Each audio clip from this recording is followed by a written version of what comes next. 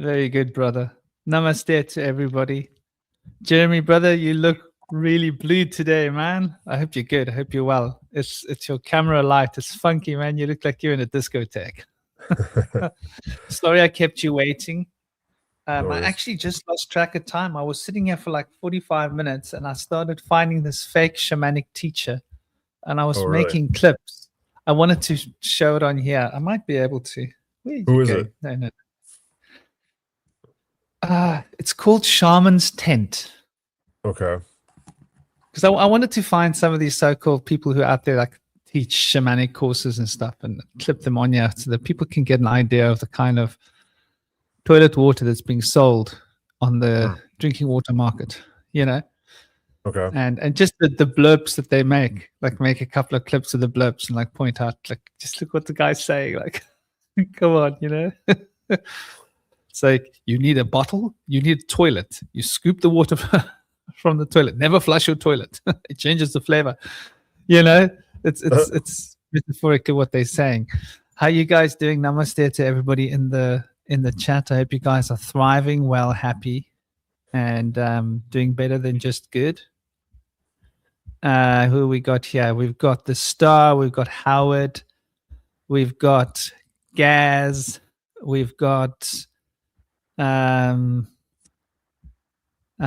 those are the guys that are there. We've got more people in the chat. Namaste and welcome to all you guys that are chilling in the chat. You guys know TallTree, I hope.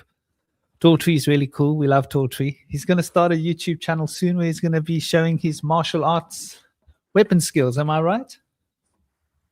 I don't know. I got a ways to go first. Well, I mean, your exercises are good exercises. You could teach them to people who want to start training, no? I mean, soon we're probably all going to need these skills, right? The way the world is going. You want to see the Sadly. new blade? Where are you going? Where are you going? Oh. Check this out. Wow. What is that? What blade is that? It's not quite a machete, but it looks like a machete base. What is it? It's called a barong. Barong. It's a barong. Yeah, I think it's Filipino. Nice. It's got a nice width to it, eh? Yeah, it's a bit heavy. That's why I'm saying you can block with it. Because it's heavy, you can block with it. Yeah. You can deflect other blades, you know, nicely. Where some of the thinner blades, like if you try and block a katana, you know, it's gonna. So yeah, man. So we're going to be talking about soul retrieval, past lives, karma, how these all relate to, you know, to the multidimensional universe, to time, to, you know, this quantum fractal that we're living in. The structure of time and space, I suppose, will come up because when we're talking about accessing lives and not just past lives, future lives too. So it was Jeremy's idea to crank into the past lives, and like you can't speak about past lives without speaking about soul retrieval. So where do you want to start, dear brother? Well, so I noticed very early on in my daughter's life, like in the first year or so, you know, really before she was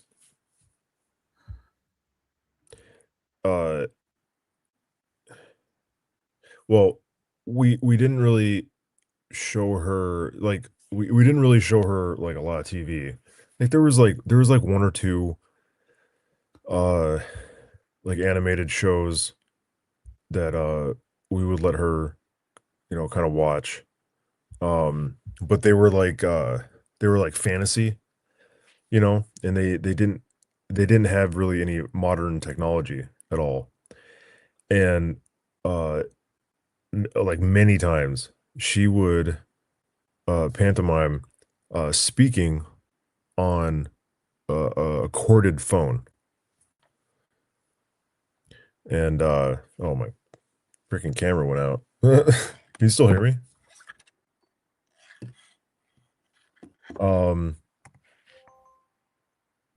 Yes, I can hear you fine. Okay. Yeah, there it goes. So yeah, she would pretend like she's talking on a phone, and then she would like hang it up, like a phone that like the old corded phones, you know. And I was like talking to my wife. I was like, where in the heck would she have seen this? You know, how would she know how to do this? Um, and and it just made me wonder. I was just like, man, is that is this like a is this like a past life thing where, you know, in a past life of hers, she like talked on the phone or something like that, you know, on this on this on this corded phone. And it was very clear, and it's like, you know, it wasn't like a cell phone. Like a cell phone, you like look at it and you like do this, you know, you don't like hang it up. But and so I that kind of, you know, like blew my mind. And then you know, it just you know, if you're if you know, if you're like us, at some point you're going to learn about, well, I mean, if you had a, you know, childhood, if you were raised Christian or something like that, of course you hear about the resurrection of Jesus. And trying to get my, there we go. All right. This camera won't go out. And then, you know, you hear about the Eastern, I guess it's an Eastern idea of reincarnation. Um, but yeah, I mean, I guess my question is like, you know, is it real? Like, do you believe that you know, that we come back after we die for the purpose of, you know, continuing our spiritual education until we get to a certain point where we don't have to come back to Earth anymore, as what, and also it's like, what is the what would be the well, one, what is soul retrieval? I have no idea what that is. And what would be the benefit of learning about past lives? Like how would that help us now, you know, moving forward in our life?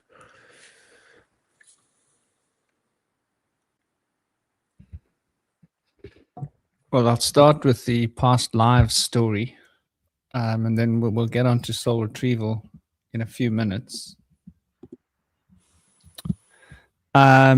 So past lives, I don't know whether learning about past lives is necessarily productive for everybody, right? Okay. But it can be, right? It can be, depending on the person. It can be equally destructive, I think, because it can cause an escapist attitude. At least this is what I've noticed, because there's a lot of Mona Lisas out there. There's a lot of, you know, Henry. There's a whole lot of like important people from history that have been like reborn into a lot of bodies, you know. Hmm. So, like, can you imagine how many different versions of Jesus there must be living in the world at the moment, according to these people, past lives? There are a lot of people that lose the plot, though. I think it becomes relevant. Okay, let me give you an insight. I was with a client within the last week and a half, 2 weeks, within the last couple of weeks. And this client has had issues in this life. Now, trauma related issues and related to parents in cults and stuff like that, right? So there's occult elements, and children of parents in cults suffer, right? Especially when the cults aren't so good. A lot of the cults might seem good on the surface, but when you delve deep down, they're nasty, dark, rotten belly things. And this particular client has had issues. This person is very sensitive because of the traumas they've experienced. They're very psychically sensitive, but also, once again, because of their past lives and the training and the work they've done. And I wasn't specifically trying to do a soul retrieval. I wasn't trying to do past life work. I was just helping them with particular um, entities that have been plaguing their current reality. And it's an entity like you can't just pull. It's like a tick. You can't just yank the bugger out, or like a leech. You can't just yank the bugger out, right? You got to work it out. Leeches, you got to be very careful with. If you yank him out, you got a big gaping hole, right? It's going to be bleeding and it's going to be messy. What they do with leeches in the mountains, in the rainforest, is they put something hot on the leech's butt. They put fire under its butt, right? Touch its butt with a cigarette, and it'll let go very quickly because it just wants to get away. Yeah. And release its hooks, and that way they don't have to do it serious harm. It's just a quick little, like a quick touch with fire. It gets a fright. Ticks, you've got to work them loose very carefully, right? You got to very carefully get your nails in there. You got to work them out so you can work the head out. If you don't work the head out, you're stuck with another body growth out of the head because they can regenerate their bodies. I'm sure you know that, yeah? Anybody with dogs will know that. So you've got to work these beings out. So I was doing, I think I was doing a second session with her. So it was like been working with her for a couple of weeks or whatever. And in that session, I accidentally dived into her past life. And in that past life, I happened to see, oh, wow, this is what happened there. And what had happened was a repetition in this life. Does that make sense? The theme was the same. Only in that life, she was even younger when it had been done to her. But it had been done by someone different. And I'll point out just now when it comes to soul retrieval, how soul retrieval works with this. So my point is that these cycles that we get stuck in of abuse or trauma are not usually localized just in one point of our existence. They usually are repetitive cycles that we've been stuck in since childhood, and we will be stuck in it till our adult years. And there will be a beginning point in this life where it starts, but there will also be beginning points in previous lives where it starts, if that makes sense. And so the benefit is, like anything, the more cycles you've endured of a particular event, the more likely you are to see it for what it is, right? If something happens the first time, you go, oh. Once it's happened 10 times, you start going, hold on, I'm seeing a pattern here. Once it's happened 20 or 30 times, you know the pattern well. By the time you get to the 50th cycle, you're like, no. I've been watching this pattern. I know this pattern well. I'm not falling for the trick. I'm not going to get stuck in that pattern.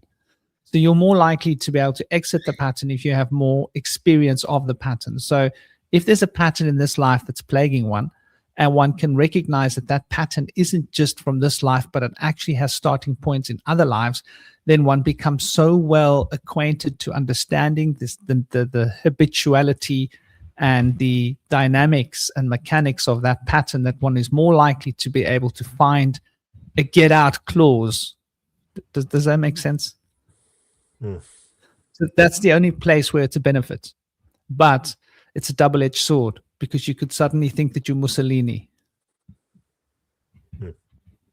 And a lot of people get like experiences of lives that they might be connected to through the ancestral tree, and they fixate with certain things, and lucid dreams can become, quite real, and people can get confused, like the same way that people are confused. They have a lucid dream and they think they're astral projecting. So now all the so-called teachers about astral projection are talking about lucid dreaming, but none of them have ever astrally projected. But they've had loads of lucid dreams and they believe that that's what astral projection is. So now you've got all this false lore about astral projection all across the web. But these people don't even know what the difference is between a lucid dream and an astral projection. But yes, you can have a lucid dream where you feel like you're astrally projecting, but it's not the same. I could deal with less dreams. Oh my God, dude. Yeah, that's the pattern thing is interesting, and it's definitely you know, if there's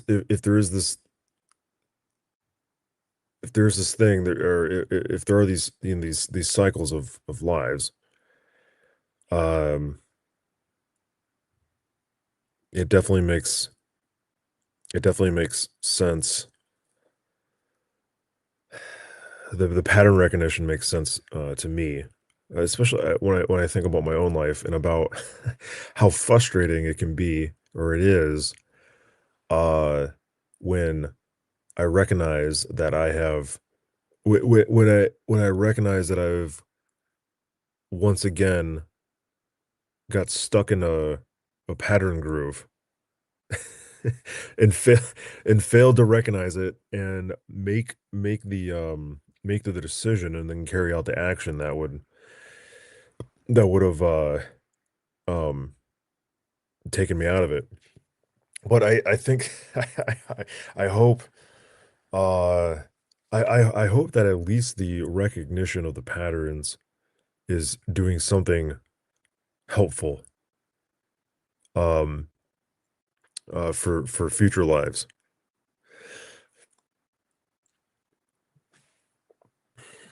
There's another thing, right? There's another thing you can get from the past lives. Skills. Yeah.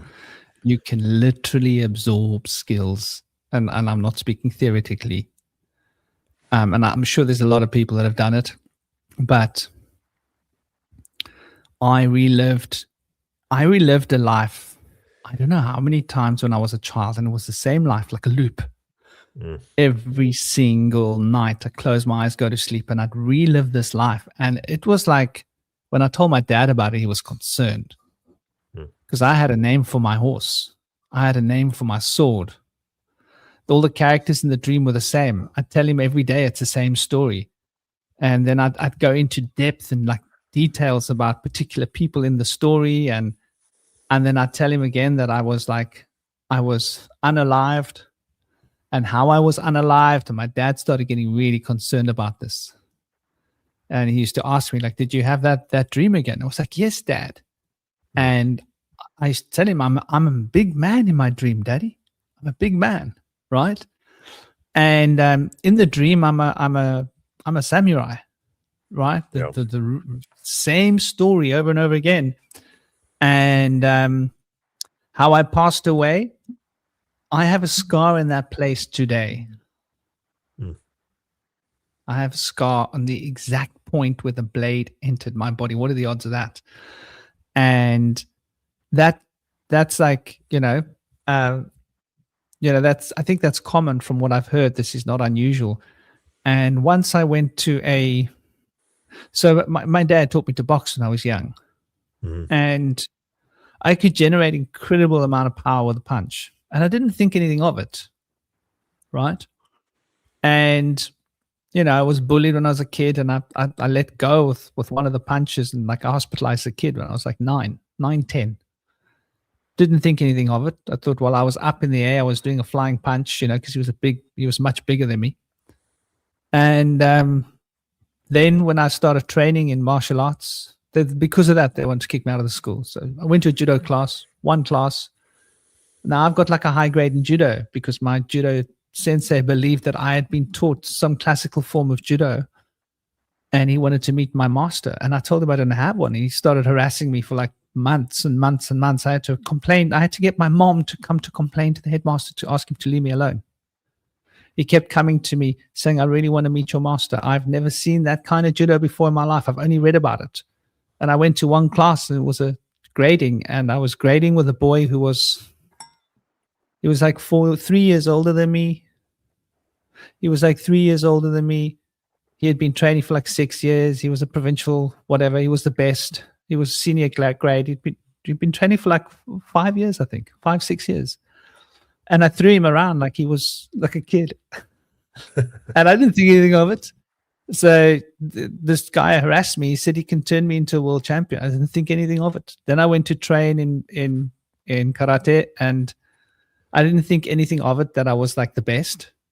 But I just thought, because I trained harder than everybody else, and I did train harder than everybody else. But that was an attitude that sucked in from that previous life. Dedication, wake up every morning, 5 a.m., train again in the afternoon, train again in the evening, train again before you go to bed, 4 times a day. That's how you train. To me, that's how it's done, right? You mean there's a different way to do it?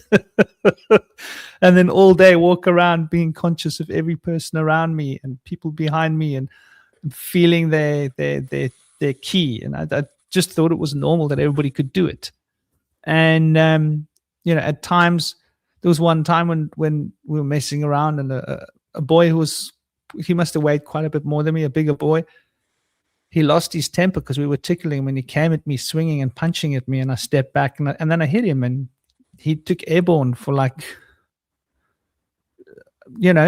across a long room, a passageway, 2 rows of benches on 2 sides, right? 1 row of benches where you could sit one way and there's hooks on the thing to hang your jackets and clothes. Another one with his hooks, another one on the other side, hooks, and then a set of basins, and then a wall behind that. And he must have been airborne for about 4 meters, 3, 4, 5. We're talking about 10 foot, 12 foot. He lifted off his feet and flew through the air and hit a wall, bounced off the wall. And that was like where my friends said, what was that? And that was the first time I was like, yeah, I suppose that's not really physically possible. Like, what just happened?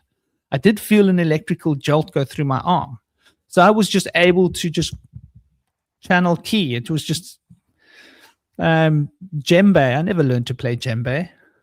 I sat down in front of a fire. Someone put a drum in my hand. I started drumming. I was someone else. Skills like that, like you can literally absorb a skill from an old life, whatever the skill is. And so there are practical uses from an occult perspective, right? There's many other experiences I've had of meditation where I go into, and other times when I'm sitting on a mountain meditating or doing some kind of a ritual or something, and I come back into my now self, and I've brought something back with me, like experience. So I think we can increase our experience.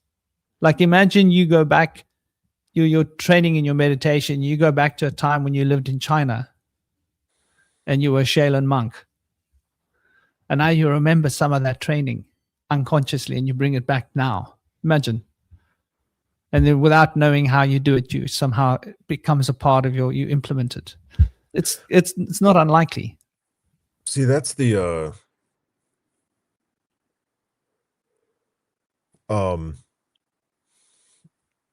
there's a key here to what you're talking about, and I think that it's might be overlooked.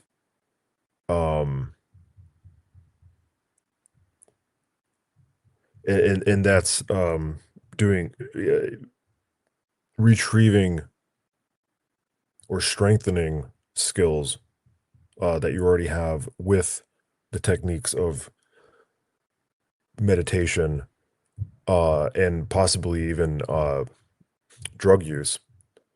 I think I might have been like a basket weaver at some point. I'm not joking because I'm really good with my fingers, my hands.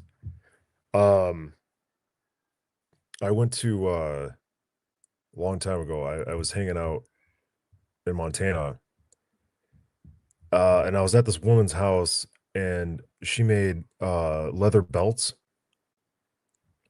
and but and the way these belts were made is that you have the strip of leather, okay, and the strip of leather is cut in the middle into strips.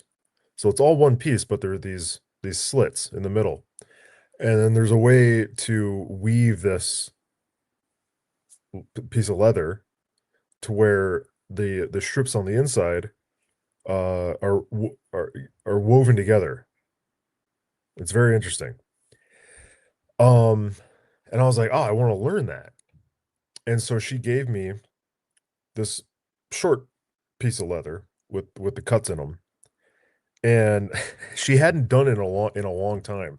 And she's like looking at it like, huh, I have to go grab a book. I'll be right back. And I was looking at it and just I remember just I didn't think about it. It was just like instinct. I just went whoop whoop whoop whoop whoop and I got it. I figured it out. I was like, "Oh yeah, this piece goes here and then you just do this and boop, there it is." And I remember she came back and she's like, "What the hell?" She's like, "Have you done this before?" And I was like, "Yeah, it's the first time I've ever done this." And she couldn't believe it. She thought I was lying to her. Um, there's a munchkin down here. Come here. Come here.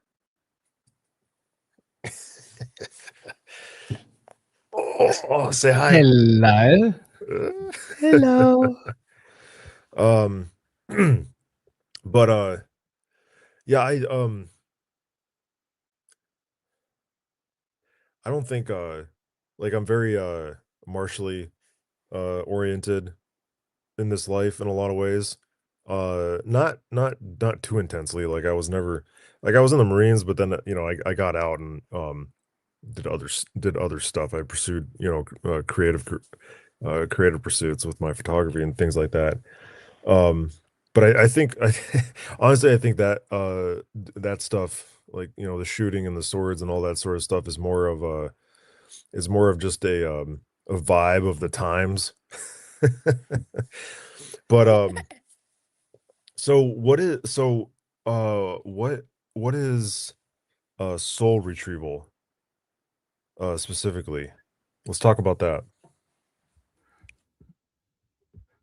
Okay, so soul retrieval doesn't necessarily relate to past lives, but it can, and very often it might be coupled because very often the patterns. Okay, so this is what I wanted to get this guy's clipping from. Like these people have such neat little dictionary um, definitions that they read in a book somewhere. It's really cute to watch, and I want to rip this new and I want to rip these things new holes, you know, just for clarity's sake. And but yeah, so what soul retrieval is in actual shamanic terms, without all of that nonsense that people wrote in books, is this. And I'm going to break it down to something simple that we can all relate to. It is a metaphysical event, but it's also a very practical and grounded event. And many of us do it unconsciously without even knowing we've done it through dreams, through such and such. Um, Part of ourselves will get lost. What does that mean? A piece of your soul gets lost. Well, sometimes we become impacted by a traumatic situation or an emotional situation that we feel we cannot cope with. And so we repress parts of ourselves. And this repression equals soul loss, right? This is common sense, right? And so a trauma could happen to a child, and that child could block out the trauma. And in the process of blocking out the trauma, an important part of the child's development doesn't happen. This is a classic example. This is most soul retrieval relates to this. And there's a piece of a soul piece that's lost because it doesn't get to be integrated. And a healthy psyche, a healthy human being has fully integrated all parts of themselves into the whole. So we become whole human beings and we have full integrity.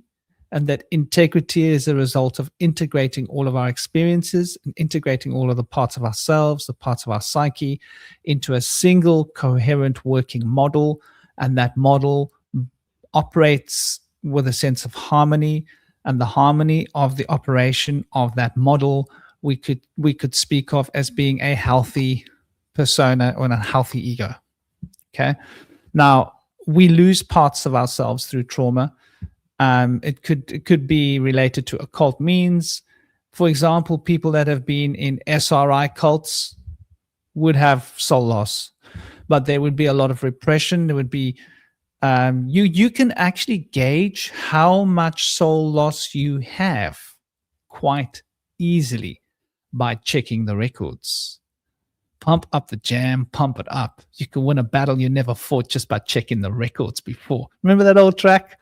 Well, that works with I want a place to stay, get the boogie on the nights today. Anyway, it's an old track from back in the days. And pump up the jam.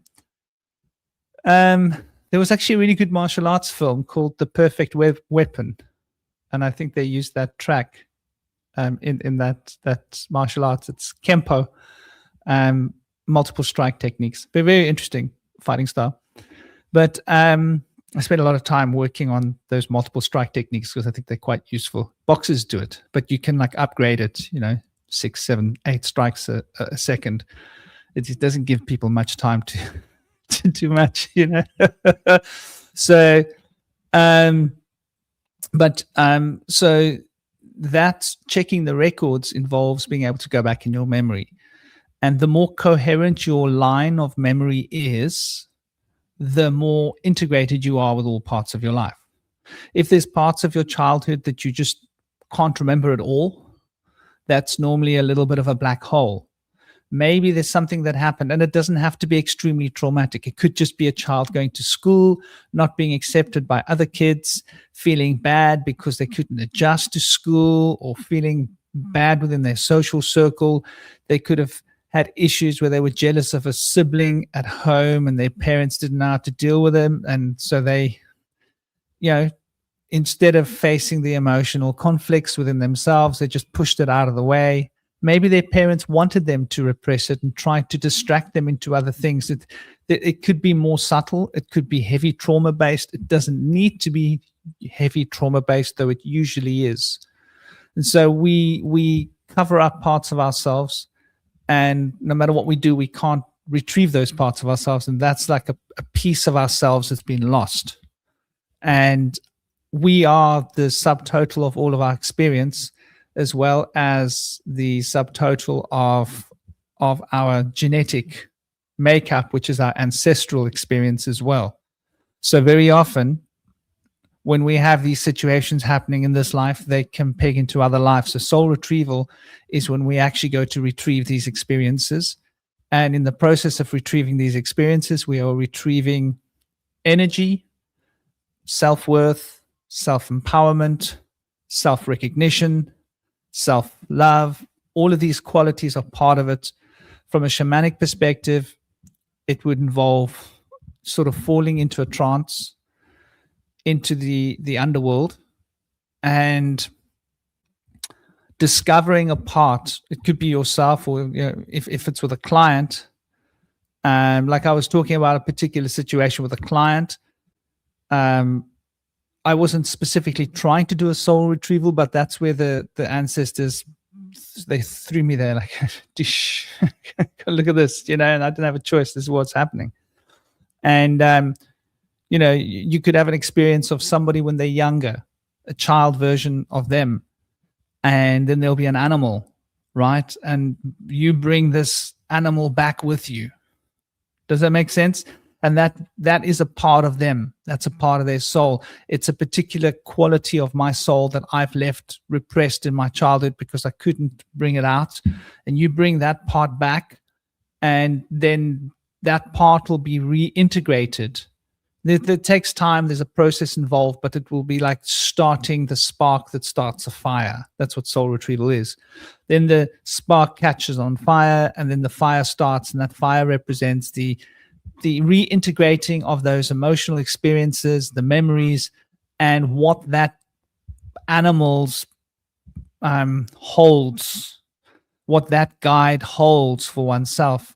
So if I was doing a soul retrieval with you, there might be a particular animal guide that you haven't got a connection with since you were a child and you'd forgotten about it, and it will come back and it will reintegrate with you, right? But that will represent skill sets and potentials and personal power that you maybe haven't embraced in this life yet, but you didn't embrace it because of something that happened in childhood that prevented it. So that's really what soul retrieval is. It's retrieving those experiences, memories, effectively a part of the soul, bringing it back so that it can be reintegrated in the present, and for the purposes of becoming a more complete and whole human being, and to expand the awareness, consciousness.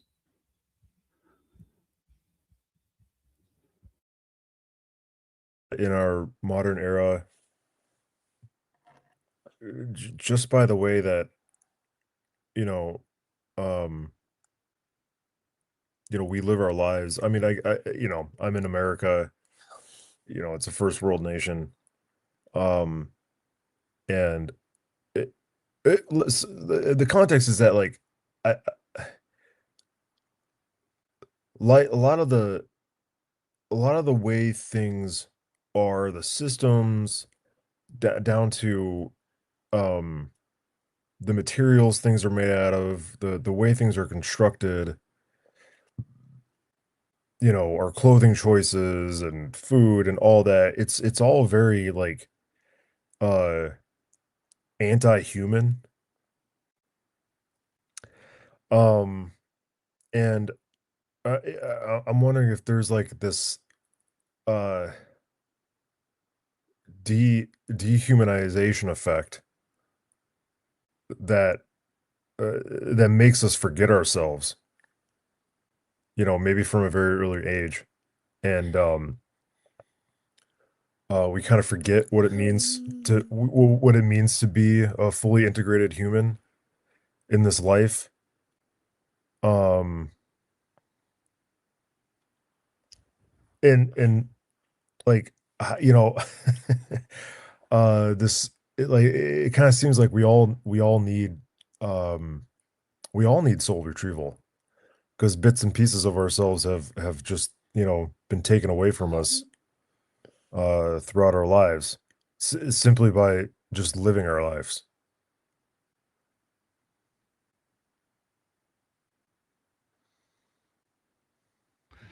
Yeah, I think there's a lot to that. I think the modern lifestyle is very designed around the idea of repression, right? Because it is through repression that we're able to sort of come to terms with where we are at, right? We've got to adjust to making money. We've got to adjust fast to leaving school. We've got to grow up. We've got all these things that we have to do, right, in life, and it doesn't really give us much of an opportunity for introspection. And so you go to school, no time for introspection. You go to university, no time. You get out of university, you got to go into job market. You get a job, you're working, you got to climb the ladder. When do you get time to introspect? Well, at the end of your life, when you're old and senile, because of the poisons and the medications and the poisonous foods and all of the stress that you had to endure throughout your career. The stress is built up, damage the brain, damage the organs. Now that you're sick and unhealthy with a brain that doesn't work well, now suddenly you have all the time in the world to introspect, and it doesn't normally work out well for most people, does it? Yeah. uh Introspection is definitely, can be definitely very hard. And nigh impossible for um a lot of people, especially especially what it's it really seems like the boomer generation has significantly lost that skill.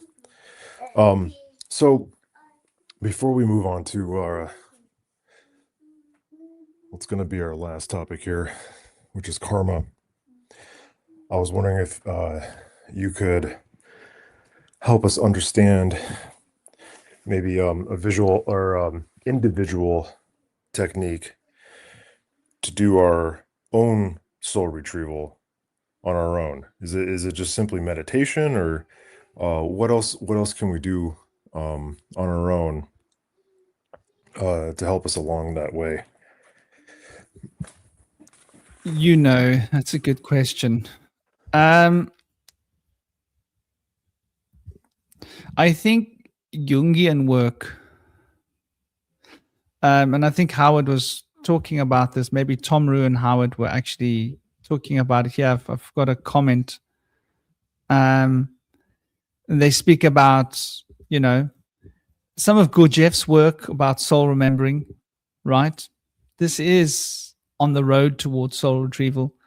A lot of Jungian work is on the road towards soul retrieval. The idea of probably the best exercise that you can do. You see, there's two ways about this. The shamanic way can be quite a shock, right? That's like a fast fix, yeah? But a fast fix isn't necessarily the best way, because it can bring its own dilemmas into the forefront, right? With the fast fix idea. I would say that probably the healthiest thing is to slow and steady that wins the race. And so to do that daily review, or what Steiner calls the nightly review, which is review the day of your life and be very conscientious about that, and learn to master that. At first it takes 5 minutes. You get better at it, it takes 10 minutes. You get better at it takes 15. When you get really good at the daily review, it's 30 minutes to an hour. When you're like really getting good at it, because then you're seeing so many details from your day that you got to review. Oh, and that does away with a lot of dreaming, by the way. Heads up, you're talking about dreaming.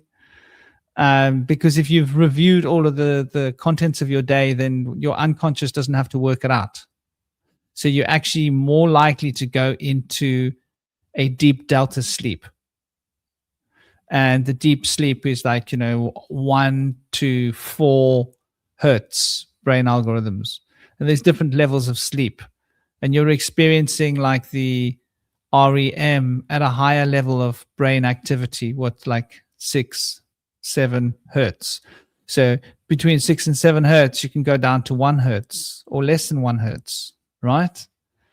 And that's the deepest sleep where your body gets absolute optimal rest. So it means you live longer, you got more energy, you're more awake during the day, you're more conscious, you're more able to deal with emotional situations because you're better equipped, because your brain is better rested, less opportunities for trauma, less opportunities for stress. So there are a lot of physiological benefits to doing a really empowered and powerful daily review. And so the daily review is fundamental and important because it gives us that opportunity to really connect, right? To really go into our day. And as we practice that daily review, we can then extend it. You can just nominate, okay, I'm going to do a weekly review at that point. And then you can decide I'm going to do a month review at the end of every month. Then I can do a seasonal review at the end of every season. I'm going to practice a yearly review. I'm going to do a yearly review on that day. It's a solstice. I'm going to do a whole solstice to the previous solstice yearly review. And then you could be, well, that went well. How far can I go back? Let's do like a 5-year review. Then you go like, let's go back from now to when I was like 12 years old. And then you can be like, well, let's go beyond 12 and travel back in your memories, back to front, starting now, moving back. And you can practice it. Go like, how far can I go back? And you'll hit a block. You'll hit a point. And when you hit that point, now I intuitively did this when I was young. I mean, I didn't know about soul retrieval specifically. I just knew that I had to recover memories of trauma and stuff from my childhood, right? I was pretty messed up as a teenager in some ways. And, I had to learn to deal with like temper, having a bad temper. I had to learn to deal with like, not wanting to be in a healthy relationship with a woman because I was like too like emotionally messed up in a way, right? And I was like vain and I was full of myself. Like I was really full of myself. I was a little shit. And so I just knew I had a lot to do. So I was doing it, and I would get to these points because I started training these memory exercises I'm talking about, like, in 89 when I was like 12 still. So the training, by the time I was 18, 19, I was realizing, hey, I've reached the end of where I can go. So then I would remember that there were certain memory points that I remembered, and I actually would go and sit there. I would physically go there to that location, find the exact location in a previous memory that I could remember, and sit on that point on the earth and sit for a long period of time and do a kind of a vigil and go into the earth and speak to the earth about giving me back my memories. And then something would, like, I'd bust like a membrane, and it would come flooding through, and I'd be like, holy crap, yeah, I remember that. Oh my gosh, I remember that. Now I've got a whole door open for like a whole new chapter of memory that I somehow lost. And then I would remember going, and oh, that happened. Oh, wow. I had to go back to the place where my mom hit the scorpion out of my hand. Remember we spoke about it? I had to go back to that point. I had to speak to the people that lived in that house and said, do you mind if I come and sit here? And people were like, yeah, okay. And I explained to them I'm doing like a kind of a special inner emotional work. And there was like powerful things that happened to me here when I was a child. I just want to come and sit here in the property by the house, close to this room if I can. And they were like, oh, you can come in. And they were like friendly and all. And just going back to that place, like, yes, this is the physical location where my mom stood and hit my hand. Right? And the scorpion bounced up in the air, and suddenly all these memories flooding back and go, oh my gosh, how I felt. And I could literally remember the exact experience and the smell in the air of the room, and, you know, the clothes that she was wearing, and then like, oh my gosh, why did the colors seem so vivid when I was young? What's happened? Why, like, you know, have I changed the way I look at the world? I looked at the world differently when I was little. And so there are places you can go to retrieve memory doorways or open memory portals, and that will take you into deeper octaves until you can go back and back and back, maybe to the point of your birth and beyond. And so this is a long set training, but in the process of this training, one will get to friction points, and those friction points, if one sits with it and carefully works with it, something will be released, and with that release comes like memories. And you might remember that, oh my gosh, there were these beings that I used to talk to. I had like imaginary friends. Who were they? You'll be surprised how many children have imaginary friends, and they just forget them, or they get told they're not real and they just block them out.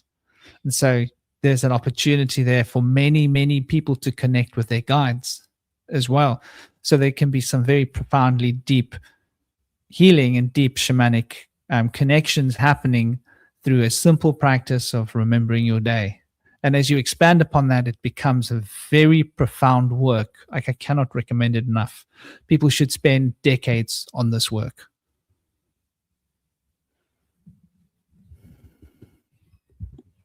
Sorry, brother, I missed that. Yeah, no worries. No, that was great. So last thing we should talk about is karma. And basically, I think the general idea throughout the psychosphere is that karma is like you do something bad, and eventually it circles back to you, and it's like retribution for a negative act. And it could be, I guess, in this lifetime or the next. But I have a feeling it's probably much more complicated than that. So, what do you think it is?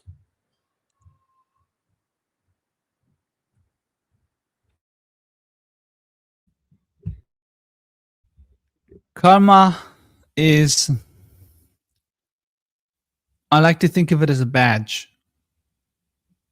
Think of it as a badge of resonance that we wear, like a vibrational tone. Everybody thinks that karma is exacted by some deity that's vengeful or all that nonsense.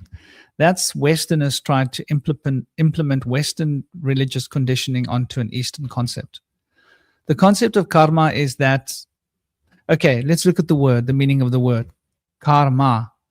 So the meaning of the word relates to the idea of turning of a wheel, right? The wheel of life. And that when we push this wheel to turn, the wheel turns. And the more we push the turning of that wheel, the more that wheel turns. Just really like simply break it down. So what we do creates perpetual cycles and patterns. So karma is the energy that we put in to the cycles and patterns that keep us locked in to particular events, causes, effects, events, causes, effects that produce this turning. And the fundamental mechanics of karma is not outside forces, it's internal. So we do something, we say something, and we then put a stamp onto our energetic bodies. And our energetic bodies now start to vibrate with that act. The memory of that act lingers. Did we have to let it linger? Did we have to let it linger? Yes, we had to let it linger. That's what we did. And it's what we do. We have to. We don't have a choice. So we're then carrying the vibrations of our past actions here in the present in our energy body. And cosmic time, we have a connection right now with our future selves and our past selves. Our future selves are not somewhere else in some future land, and our past selves are not somewhere else in some past life land. It's all happening right here, right now, but we are particularly choosing a series of possible potentials for now to string together coherently in a line of causal influence that we call time.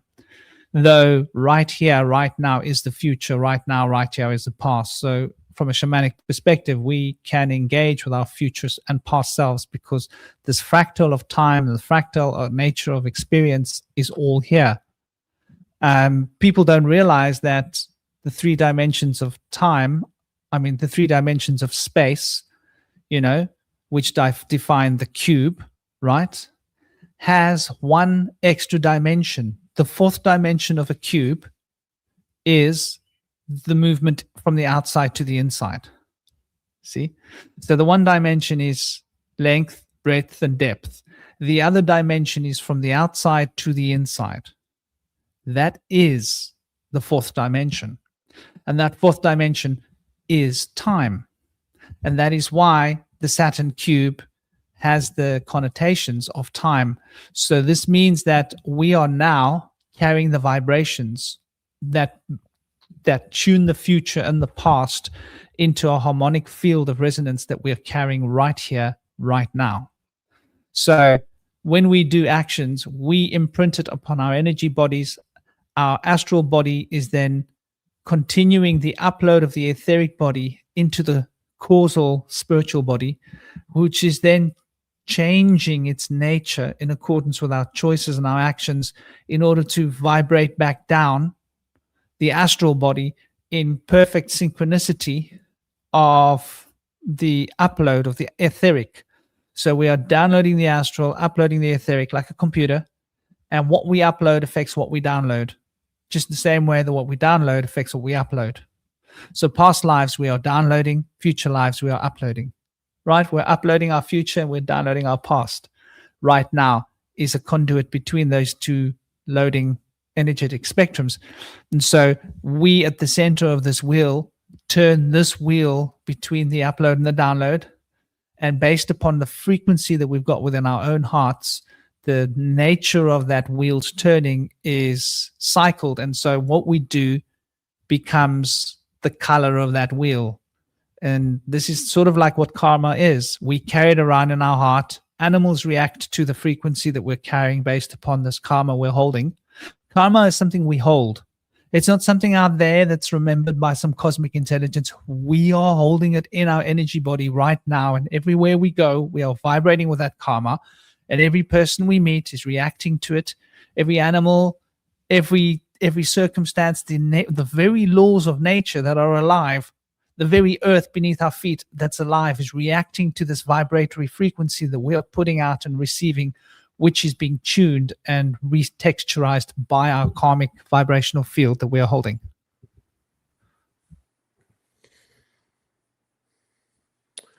So, is my mic on? Can you hear me?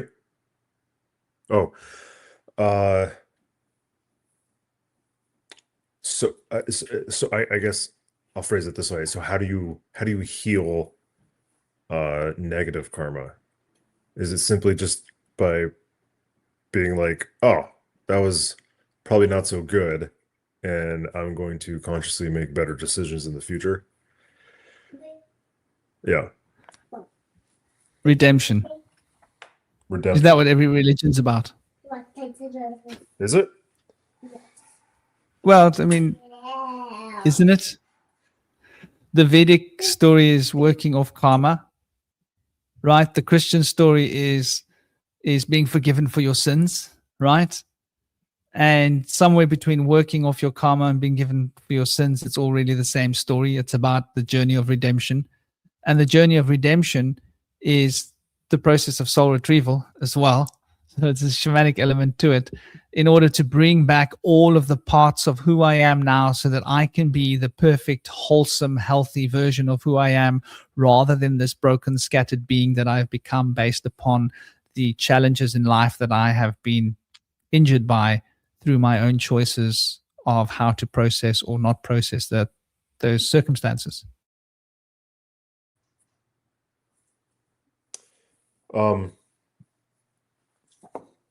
To go back to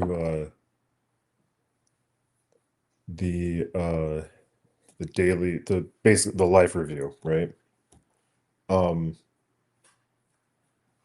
If one is to go back into their memory and try to relive a traumatic event, like how do you avoid re-traumatizing yourself? You know what I mean? Like you can go back, you can go back into your memory and be like, okay, this happened, I felt like this, and then it's like, all right, well, so fucking what? Now I'm like full of cortisol and anxiety. Like, what was I supposed to get out of that? The fact that one becomes full of cortisol and anxiety means that one hasn't processed the information. And once again, just like all religions, the path to redemption is acceptance, forgiveness, right? The Vedic path is all about the acceptance. The Buddhist path is all about acceptance. The Christian path is all about forgiveness. So all of these religions seem to point in a similar place, that we have to learn to accept that this was divine will that wanted this to happen, because we were channeling that particular phase of consciousness, and that phase of consciousness was in tune with such and such divine principles. So these things had to come to be. It was our own choices. I think an element of personal responsibility, tempered with the recognition of how we felt, tempered by the acceptance of that had happened, tempered by the forgiveness of all that played a role in the circumstances, ourselves included, will bring us to a point of equanimity, which is what the Buddhists speak about greatly. And that equanimity will bring us into a healthy relationship with the experience, to the point that we can integrate the lesson that experience has become for us. And the word lesson, right? What is a lesson? Just think about it. I want less on my shoulders. I want less on my shoulders. Less on. I don't want to carry more. I want to be light. I want to be happy. I want to be like a child. I want to be joyful. But I've got all these things on my shoulders. I need less on my shoulders. So what is the lesson that we can integrate from those previous experiences that can bring us back to that joyful experience that we had as a child, when we were happy, joyful, at peace, faithful, not afraid, living in a state of acceptance of fate? And the only way to go through it is to go through it, right? I had a trauma from drowning. Let me bring this back a spot. I had a trauma from drowning. And the trauma from drowning made me scared to go in the water, right? And because I was scared to go in the water, it was becoming an aquaphobia, because obviously you cannot imagine how painful, physically painful drowning is. It's an extremely traumatic experience, more traumatic than anything that you can imagine it is, right? And because it's so extremely traumatic, the tendency is to want to want to just block it out. And in the process of blocking out that experience, we become very disconnected. And how did my father cure me of that?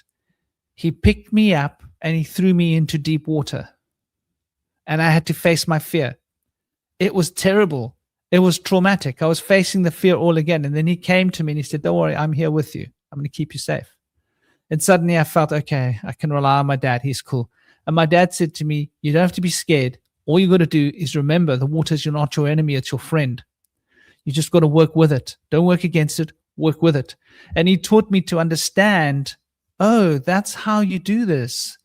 And suddenly that extreme cortisol traumatic experience dissolved into experience of, oh, wow, I love being in the water. And I loved swimming. And I wanted to like go into the sea and I wanted to learn to surf. And I fell in love with the ocean. I fell in love with water. That I think is an example of where we want to end up. We want to face the crap. That cortisol is there because of denial. If there wasn't denial, the cortisol wouldn't be there. And so we need to work that out of our system. And sometimes the only way to deal with fear is to face fear.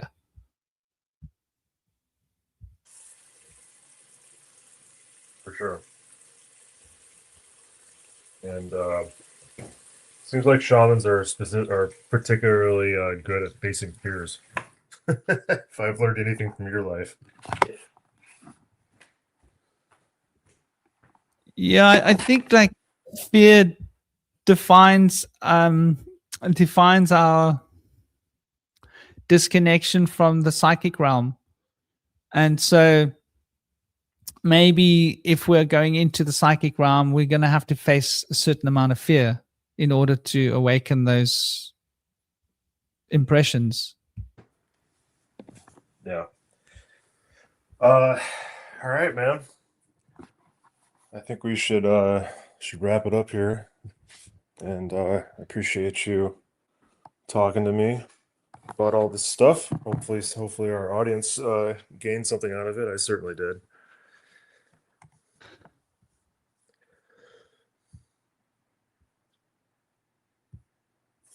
Oh, you muted yourself. Well, big love, brother. I'm going to stay here and talk for another like 20 minutes, 25 minutes or Perfect. so, and just cycle through some of the topics. Sorry I kept you waiting. I must have kept you waiting for like 10 minutes or something. I feel terrible. I just suddenly realized, what's the time? Oh my gosh, I'm zoning out here. You know, I was busy clipping and editing, and editing can take forever. But I'm going to make a video about this false shamanism, people. You're gonna love it. So yeah, thank you. It's been an honor, dear brother TallTree, Jeremy, for joining. Always love your grounded energy. I hope your sweet little, lovely little, beautiful little angel fairy is going to have a lovely day. She is a little angel fairy. She's so sweet. Hey, man. Yeah. You're so lucky. Dance class right after this. Oh, you are. No, don't get me wrong. I love my son. He's lovely. He's a rough and tumble little boy. Rah. But there's something about, like, I can understand why my dad had 3 sons, right? He always wanted a little girl. And I didn't get it.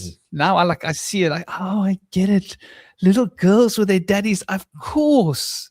Right? There's this little boy is like, rah, rah, you know? Yeah. They climb on you. They want to wrestle you. They want to try and, can I break this piece off? There's this piece, you know? Little girls are like, oh, daddy, you know, there's this different energy. And yeah, man, they're so beautiful. Such little sweethearts. Big love, dear brother. Yep, big blessings. too, man. It's been an honor. You take care, dear brother. And yeah, man, till next time. Om Shanti. Right, Enjoy the dance class, dear Petra. Thanks. Bless. So yeah, you know, I think it's really important as well when we consider, you know, these ideas of time. And our understanding of time is totally off the hook, really, if we get right down to it. Because we've become so sort of, you know, enamored by the ideas of time as we think we can relate to it. And when we start realizing that time is a dimension, when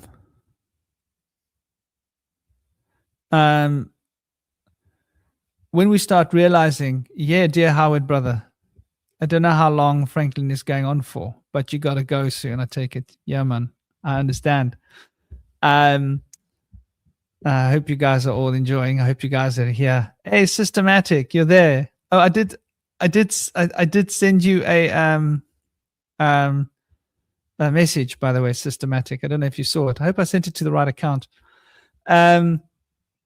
This notion of time being mentally projected as a separate thing. And this is something that Cosmic and I have always disagreed with. And I think that you can conceptualize time like that, but I think the actual experience of time, it's like time is space. We have this habit of separating the experience of time from space, and I think it's a big mistake. What is time other than moving space? Think about that. I'd love to hear what you guys think in the chat. Is time anything other than moving space? And is that space merely moving from the past to the future? So is time a journey through space or not? And if time is a journey through space, then time is experiencing space, right? It's not a separate dimension. It's not a separate thing like everybody wants to conceptualize time as being its own thing. It's a separate thing. It's a this, it's a that. That is not what time is. Not at all. Not even in the slightest. And when we start to recognize that time is merely a journey through space, it is then that we're able to sort of put things into perspective. We're able to realize, okay, so time is a journey through space. What connects the past to the future? Moments, right? Moments, right? So the meaning of the mourners, moments. And one moment connects to another moment, connects to another moment. And a moment is like a snapshot of time. So if space is a photograph, a 3D photograph, then time is a whole lot of moments following successively, right? What do you guys think? Do you guys relate to this as an idea?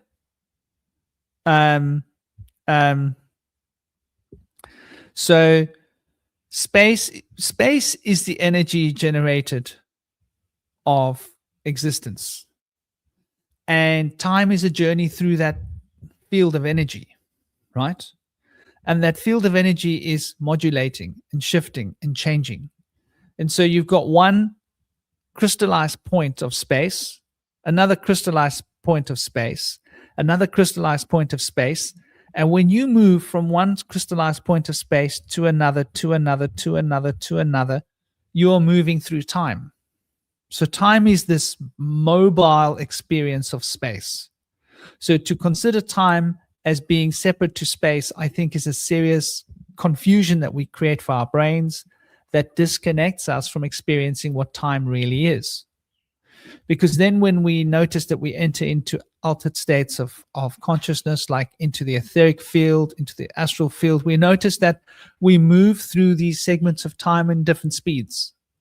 So we also have an accelerator that we can control the speed of moving through time. In fact, we can really move so slowly that time freezes in a single frame.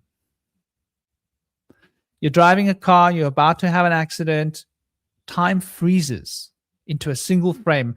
And in that single frame, you are trapped in that frame, observing this frame, and you can see the next frame lining up. And you can see there was another frame behind you. And you can see that you're moving from one frame to another frame. Namaste, dear brother Shinobi. How you doing? Yeah, really good, thank you. Been enjoying the conversation this morning. Nice. For those of you that don't know Shinobi, check out his channel. It's in my suggested channels below. He's just cool, man. He does a lot of work with the focusing especially on the language roots and how the words and the narrative are one big punny pun game, right? Language is just one big pun game, really. And so these time frames are like photographs, but they're 3D photographs. Namaste. How are you doing, Himjax? 4% of the population might understand this concept. Thank you. Something to consider. Big love, man. Yeah, man. Yes, Gaz. Shinobi is totally. He's got a beautiful instinct, beautiful intuitive heart-led grasp of how things fit together, which is really fundamentally important to have if we want to sort of bring in other parts of our psyche into a healthy blend. So the notion of time, then we've got these 3D boxes. So we have a cube, and how the cubes, hold on, what's going on here?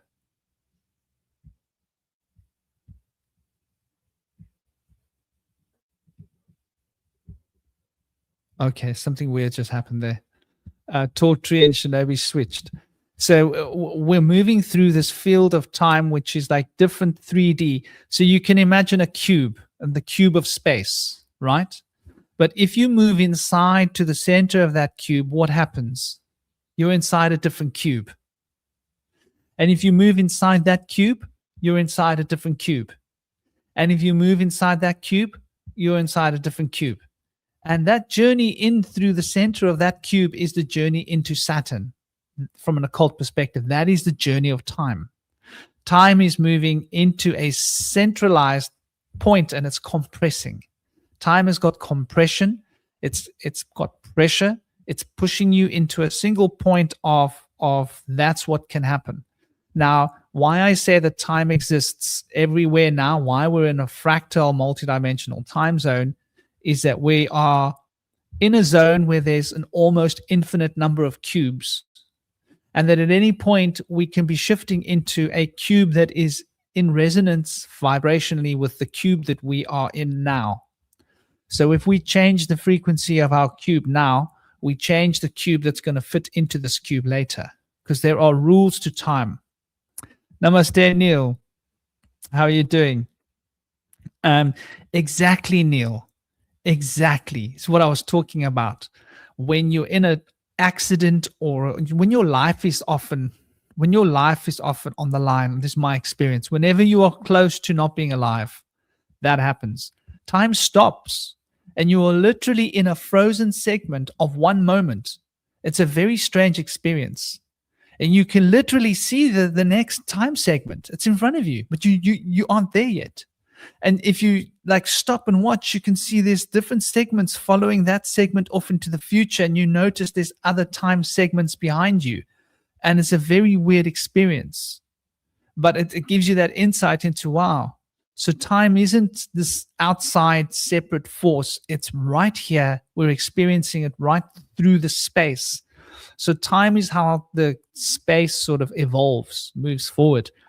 And this is why I say that the future and the past exists now, because we're in a hyperdimensional zone where there are many different cubes right here, right now. And each cube is a slightly different frequency of vibration. And depending upon our frequency and vibration depends which cube we are in. And so there are past cubes here and future cubes here simultaneously. There are parallel cubes here. There are other cubes of other kinds of versions of reality. All these cubes exist right now, right here. The only governing factor to which cube we're in, frequency, vibration. And that frequency is based upon, and now we're getting back to what karma is. Karma is that frequency. Karma is that resonant field of vibrational harmonics where we are able to sort of experience different aspects of that frequency and give us sort of a sense of the field that we're in, right? And I think it's really important to recognize that, right? That we're in this field of vibration, that we're in this sort of resonant perspective, and that we are able to sort of transcend and move into a more wholesome way of actualizing ourselves. Means that we're changing our frequency and our vibrational field. And in the process of changing that vibrational field, we are able to integrate more of ourselves. And that's how we become more healthy, happy, joyful, and in a better sort of state of consciousness, where we can be more productive on a spiritual level. And so the nature of time, if you start thinking of time as being separate to space, you're fracturing your perspective, you're fracturing your mind. You're trying to break your mind apart and say that part's over there, that part's over there. No. It's all parts at once. They're all interconnected. There's one field of consciousness. That one field of consciousness is the expression of time. Within time is bound space. Within space is bound these bodies. All of these different octaves of frequency are within a field of consciousness, and consciousness is the subtotality of all. The field of matter, the field of thought, these are all different resonant frequencies of consciousness. This is why magic works. And that time is the way in which this field of consciousness produces a series of interactive spatial experiences. And the continuity, yeah, exactly. The continuity of this experience is what defines our fate, what defines our path through time. And we call it a timeline. It's why we believe that time is linear, because we are moving through space. And when you move through space, you can only move in one direction, right? At one time. So it's a linear movement. And so, yeah, I think like it's important to grasp the idea of time, because it gives us an insight into the way in which nature is effectively this profound fractal of life. And this profound fractal is bound within consciousness. Now, what is consciousness? Okay, this is where it gets exciting. So, and I always say this, Zeus represents the primal state of thought, the first principle of Hermes, in a sense, Zeus, right? And the conch represents Aum. The conch represents the word that was spoken to bring about light. So conch, first came the word, and the word conch was resonating through the field of thought. And when thought started to vibrate, it became conscious. Conch Zeus, right? Zeus was resonating through the conch, the vibrational field. And the conch is, as you can see, it's a toric field. It's a seashell that comes out of the ocean that is shaped like a torus. Are we seeing the connection here with the cosmic sacred geometry? So a conch is a spiral that binds in on itself. If you've ever looked at the shell of a conch, they're incredibly beautiful to observe. And this experience of being conscious is effectively the full nature of experience. There's nothing that's separate to consciousness. Once again, you'll find all these theoretical ideas trying to separate consciousness from matter. Consciousness is there, matter is here. That's all just hearsay nonsense. It's the logical mind trying to separate one thing from another. But in reality, things are not separate. In reality, things are an expression of continuity. And exactly, Howard, you can literally hear the ocean in the conch. And that's because the shape of the conch. Yeah, brother. What do you got to say, man? I've been here. I've just been writing some stuff down. Like 10 minutes or so, you mentioned, like, what was it? With something with time and space, had me thinking that space is like the tapestry, and time are the threads that weave the tapestry. So we go through time, these sort of like these vibratory strings, I guess. And I wrote down some stuff to do with that people's perception of time and space have been skewed. So if space is like a tapestry and time is a thread, like some people can get tangled up or like stuck in time, and also they can get tied or like bound. But really, time is more of a flow, it's more of like a thread that we can weave, whereas some people get bound by time and kind of get stuck in like the threads. And I think that probably ties into past lives as well, maybe, and trauma, kind of having these kind of being tangled by these threads of time. And if we're able to like kind of I kind of view it as strings as well on our puppet, on our flesh vehicle. We have strings, and if these strings are all tied and stuff, we can kind of like not have much movement. Whereas if we're able to kind of release these strings which bound us in time, we're more free to kind of I guess our conscious awareness is more free to travel beyond the boundary of the perception of time, I guess. And also, so with the cube as well, you're mentioning like with the cube and time, if you split it, it's like CUB to CUB. Like perhaps that's why it's quite difficult to remember the context and why you mentioned cube, but at the time it made sense to me that I guess this kind of like cube sort of structure can sort of enable us to see from a different perspective, kind of being in matter in the cube, so to speak, can slow down time, so all time isn't happening at once, because therefore we would just be everything and everywhere. And if we're kind of in this 3D, like there's a whole thing at the moment of lots of people online saying we're transcending from 3D to 5D and stuff, and it's kind of this escapism, whereas I always say we're bringing the 5D into the 3D, like beyond this illusion that people have of time. We're kind of bringing this 5D less dense, which is of other parts of ourselves. This ties into what you're talking about with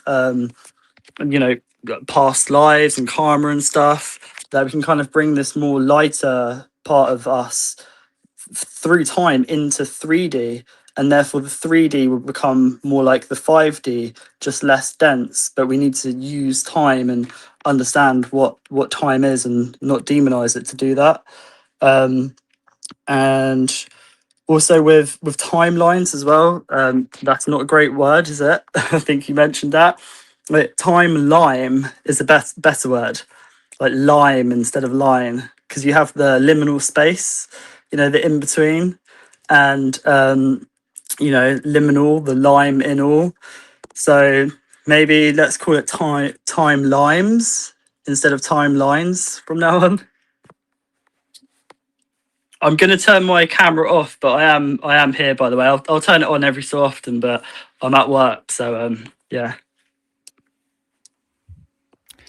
Sweet, yeah, brother. Yeah, man. I think there's definitely something to be said about the idea of the word of a timeline. But I think there is an element of the line and the line is important, and that we all have independent timelines, but all the timelines are essentially extensions of the same line, because that line is multidimensional and multifactored. So I am in the same timeline, but I have my timeline, my ancestral heritage moving through this line, and you have yours, and he has his, and she has hers. And we're all running in the same sort of field of time, but it's personalized. And I suppose that brings us to like an important part of the conversation of ancestral resonance. When I work, my ancestors are like a crescent, like a semicircle behind me, and they sort of like they push me, and they like they drive me. like, dude, what are you doing? Come on, man, dude. And they sometimes hard on me. Sometimes they're like they show me this has got to be done, and then like I'll be there, and they'll be like, "Come on, open your eyes," and I'll be like, "Oh right, there comes a guide. Thank you." You know, we carry our ancestral presence with us in our junk DNA. I'm pretty sure that seems like where you can track it in terms of modern science. And so we've got this constant presence within us, which is going back into our roots. And I think those roots are really important, and that we've been sort of divided from our roots in a sense, you know. And this is a big part of the shamanic path, is that journey between the worlds, where we can step outside of the usual dimensions of compression. Because as I was saying, like time is Saturn's cube, right? I should actually get Saturn's picture on here, just because it's such a damn cool picture. Like Saturn's cube should be on every, it should just be part of like everything, right? Saturn. If I could just remember where it was, that might be useful. It's always good to know where I put it. There we go. So when we sort of look at this image for a moment, when it gets here, if it gets here, there we go. Then we can see, you know, we're being shown something rather particular with regards to the way in which time is sort of the way in which time is manifesting, right? And we can see this compression, which is a combination of the forces of centrifuge, and it's centrifuge working against centrifugal and centripetal forces working against each other to create pressure. And so there's the pulling and compressive pressures of these energies. And the thought is an expansive Jupiterian potential. This is why we speak of Jupiter being the thought that's expanding out, the thought that's expanding into matter. And we can think of the idea of matter and time as compressing into thought. And so they create this elastic pressure, and that elastic pressure is what produces all the shifting change from one experience to another. And when we look at the center, we see the number 5, which represents movement. And so understanding that movement is the only consistent thing that we've got, right? That's like the be all and end all of everything. That is the nature of this multidimensional experience that we are experiencing, where we are moving through this field of consciousness. And we're able to tap into that. You see, just like with this image here, that when you go into the center, you're able to reach into a point that is equidistant and has balance between all the other principles, right? It's in the center between the 4 big arms of the cross, right? And the other 6 points, it's in the center of those 2 6 points as well. So you've got a very interesting sort of perspective here. You've got 6 points, the hexagram, you've got the 5 in the center. And then you've got a cross, which represents 2, 8, 6, and 4. And you're in the center of the cross of 2, 8, 6, and 4. And then you've got the spinning cross, the swastika, if you want to call it that, but it's That's just what it was used.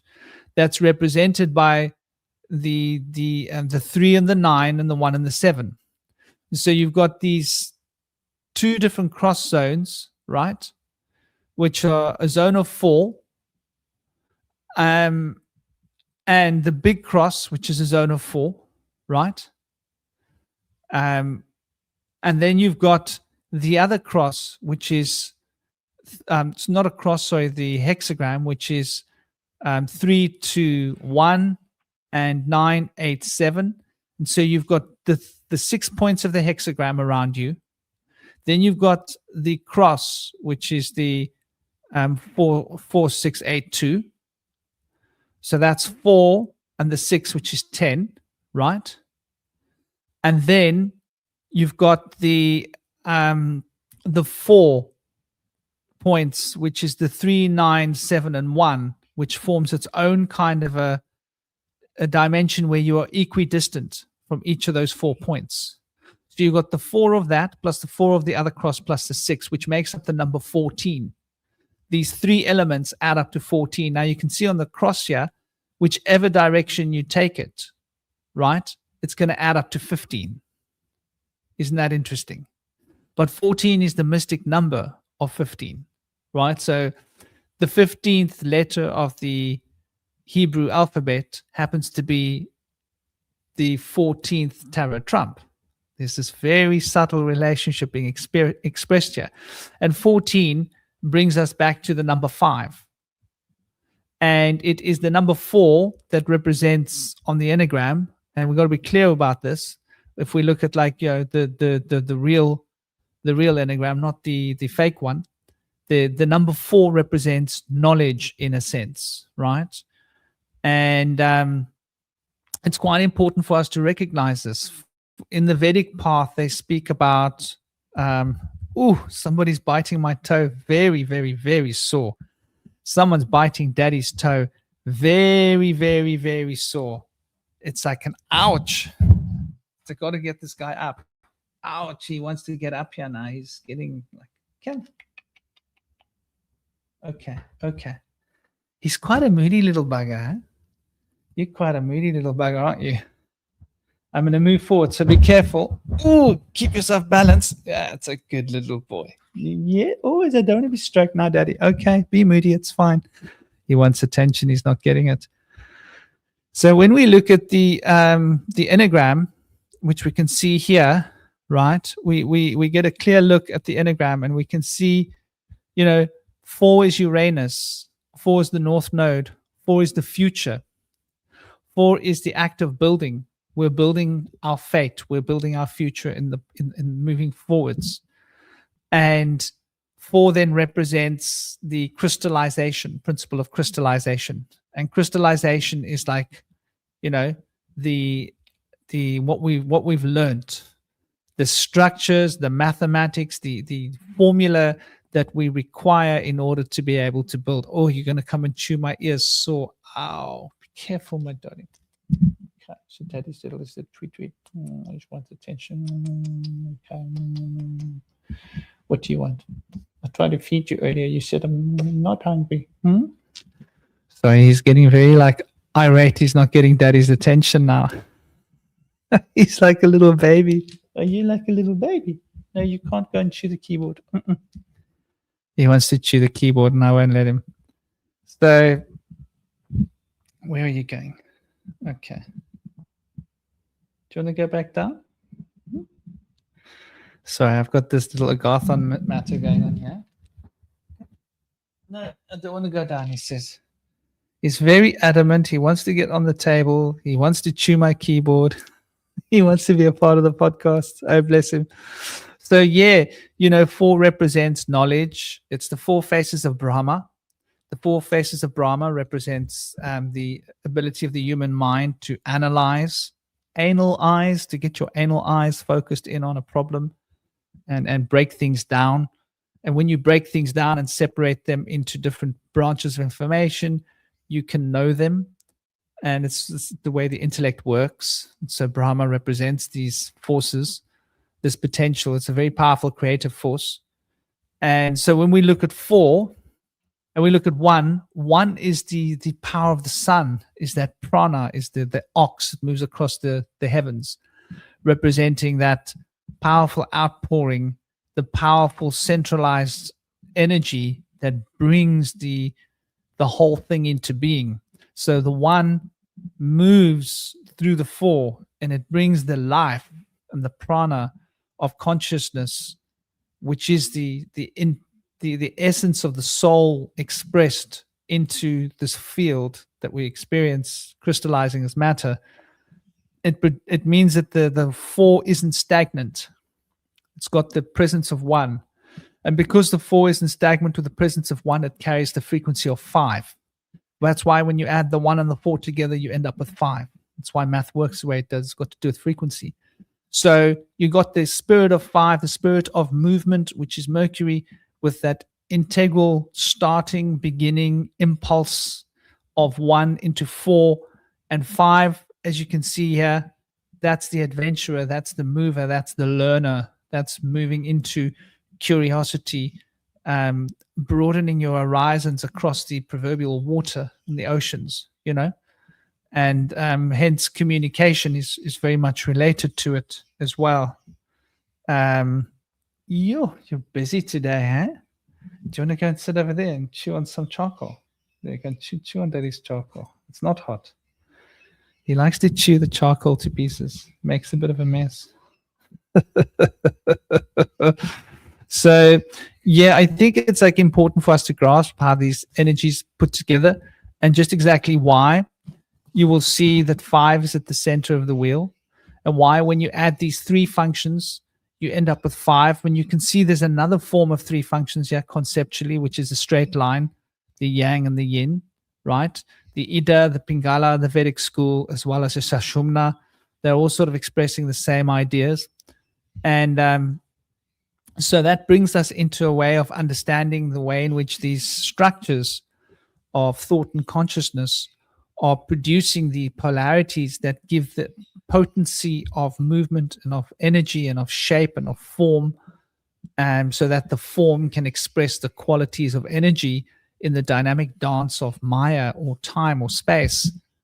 So yeah, that's something I thought is important. Like, try not to separate everything into separate compartmentalized boxes, even though number 4 recognizes that everything is to be separated for primary learning.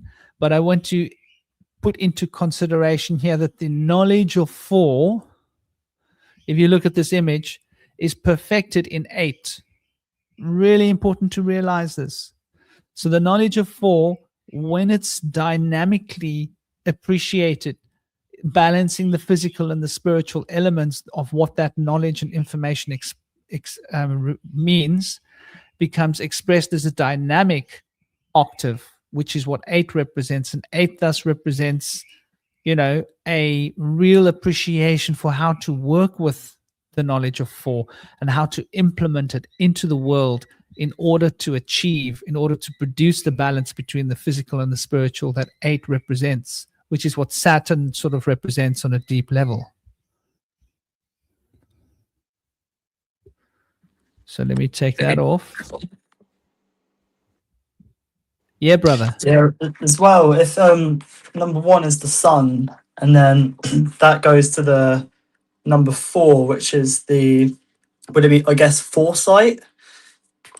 Like the foresight, and also it's Uranus, which is and Anus, which is the light coming from the dark. You said before, the light that shines from one's arse, so to speak. The Masons call themselves master builders as well. Just wondering if they use the energy of the number 4, and it's just interesting that it's Uranus because I believe that you know, Yahweh is sometimes, well, Set is a donkey-headed god. A donkey is sometimes known as an arse, and I'm pretty sure Set's been associated with Yahweh, and I'm pretty sure that is who the Freemasons, or, you know, maybe not all of them, but I'm pretty sure that's the sort of energy they're into. I may be wrong there, but my point is that the one goes to the four. So the sun, which is like plasma, the place of the Ma, comes through us, and with foresight. And perhaps this is what the the eye of providence is, the all-seeing eye is it's foresight, and it's where the sun or the solar energy or our soul comes through us. And it's interesting you mentioned the number 8, Saturn, as well, because most people will think that the master builder or like Freemasons, their god is Saturn, which I guess it kind of is to an extent. But for me, it would make more sense that if you're just looking at the Enneagram, with the number 4, the master builder, being the North Node in Uranus, it's more of that kind of energy. But like you're saying, it's not just one or the other. It's just really interesting. It comes from number 1, so the sun, the solar energy, the plasma, and then from the dark comes the light. So the sun does come from the dark. Dark matter, better word for it, probably plasma, whatever. And then by using the foresight, we're able to bring things into matter, bring through time into matter using the number 8. And I just find it really interesting, the numbers, because number 1 goes to 4, and then 4 is into 8. 1 times 4 is 4, and then two fours are 8, I guess. But yeah, I just wanted to say that, just because my train of thought was like, okay, the sun is this light that comes from the dark, which is a plasma, and then the number 4 is kind of foresight, Uranus, and the North Node. The North Node is Rahu, the head of the dragon, if I'm not mistaken, as well.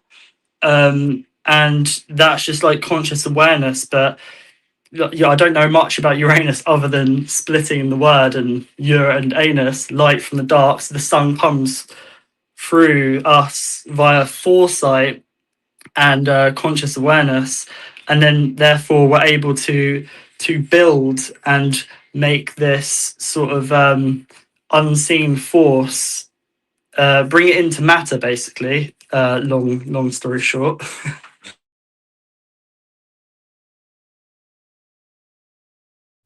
Yeah, totally, brother. I think you speak about the number 4 and the builders. Let's not forget that the builders were obsessed with ancient Egypt, like in a massive way. This is why a lot of the issue of the banks are stones that come from ancient Egypt. That's why the stone of Scone, which is the kingmaker stone, comes from ancient Egypt.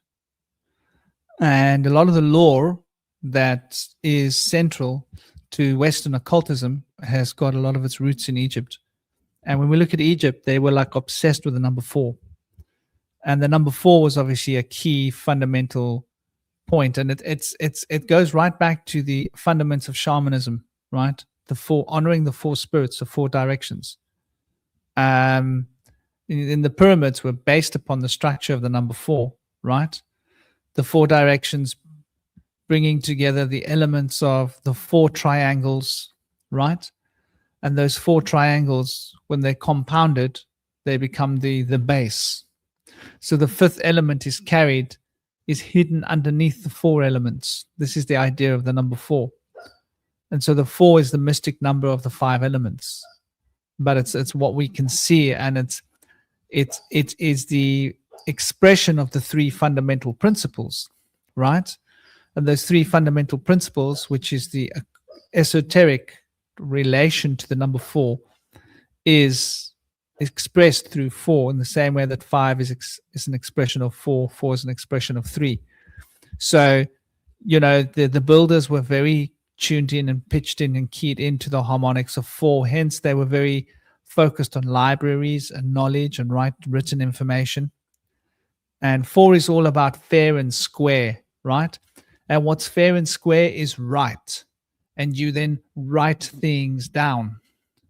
So when you write things down, you are getting the correct The word correct is similar to erect, right? Correct, erect, building. The idea of building and knowledge and information is sort of the key that is at the heart of the Masonic tradition, which is the number 4. And it comes from ancient Egypt. And so, you know, there's a lot that we can learn by understanding the structure of the number 4. And what you were saying earlier, I'll just expand upon that. So you cross the event horizon when you complete your circle, 9. And 9 then becomes expressed, the mystic 9 becomes expressed through 1, which is 10, right? But it's a 1 carrying the placeholder of no number, which is a 0, and the placeholder of no number. Namaste, the star. How you doing? I see you've joined us. Sending you big love, big blessings. Hope you're well. Hope all the new arrivals are good and thriving. So the 1 then carries that vibration. And what does the 1 do?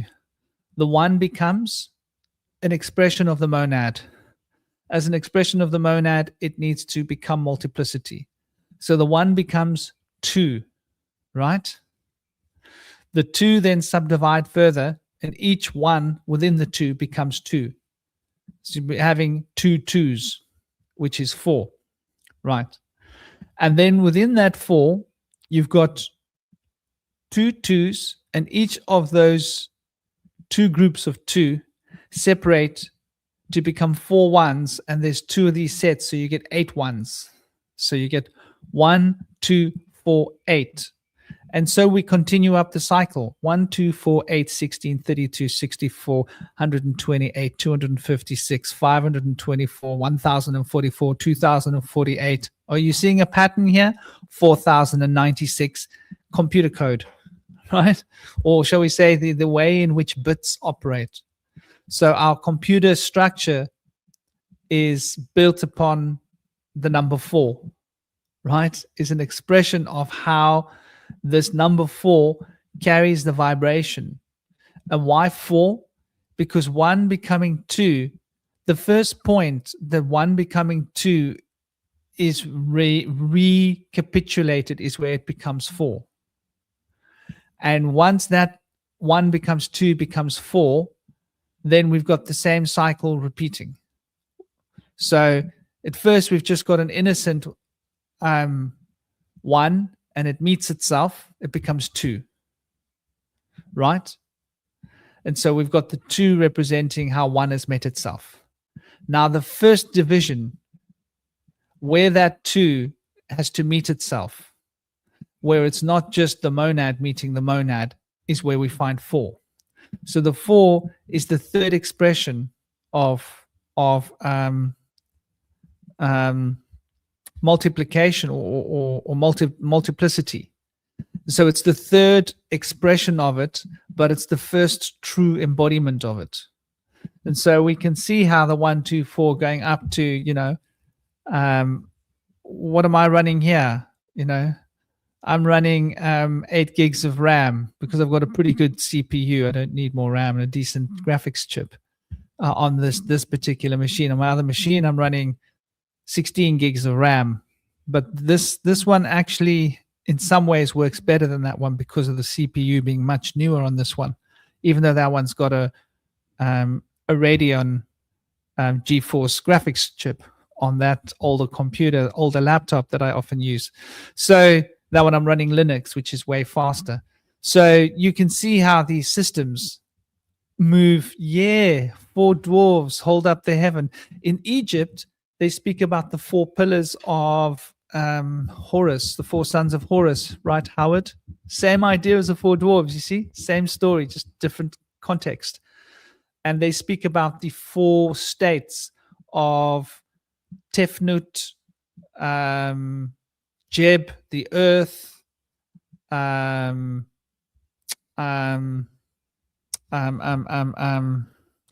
Tefnut, Jed, the earth, Shu, the element of air, and of course, Nuit,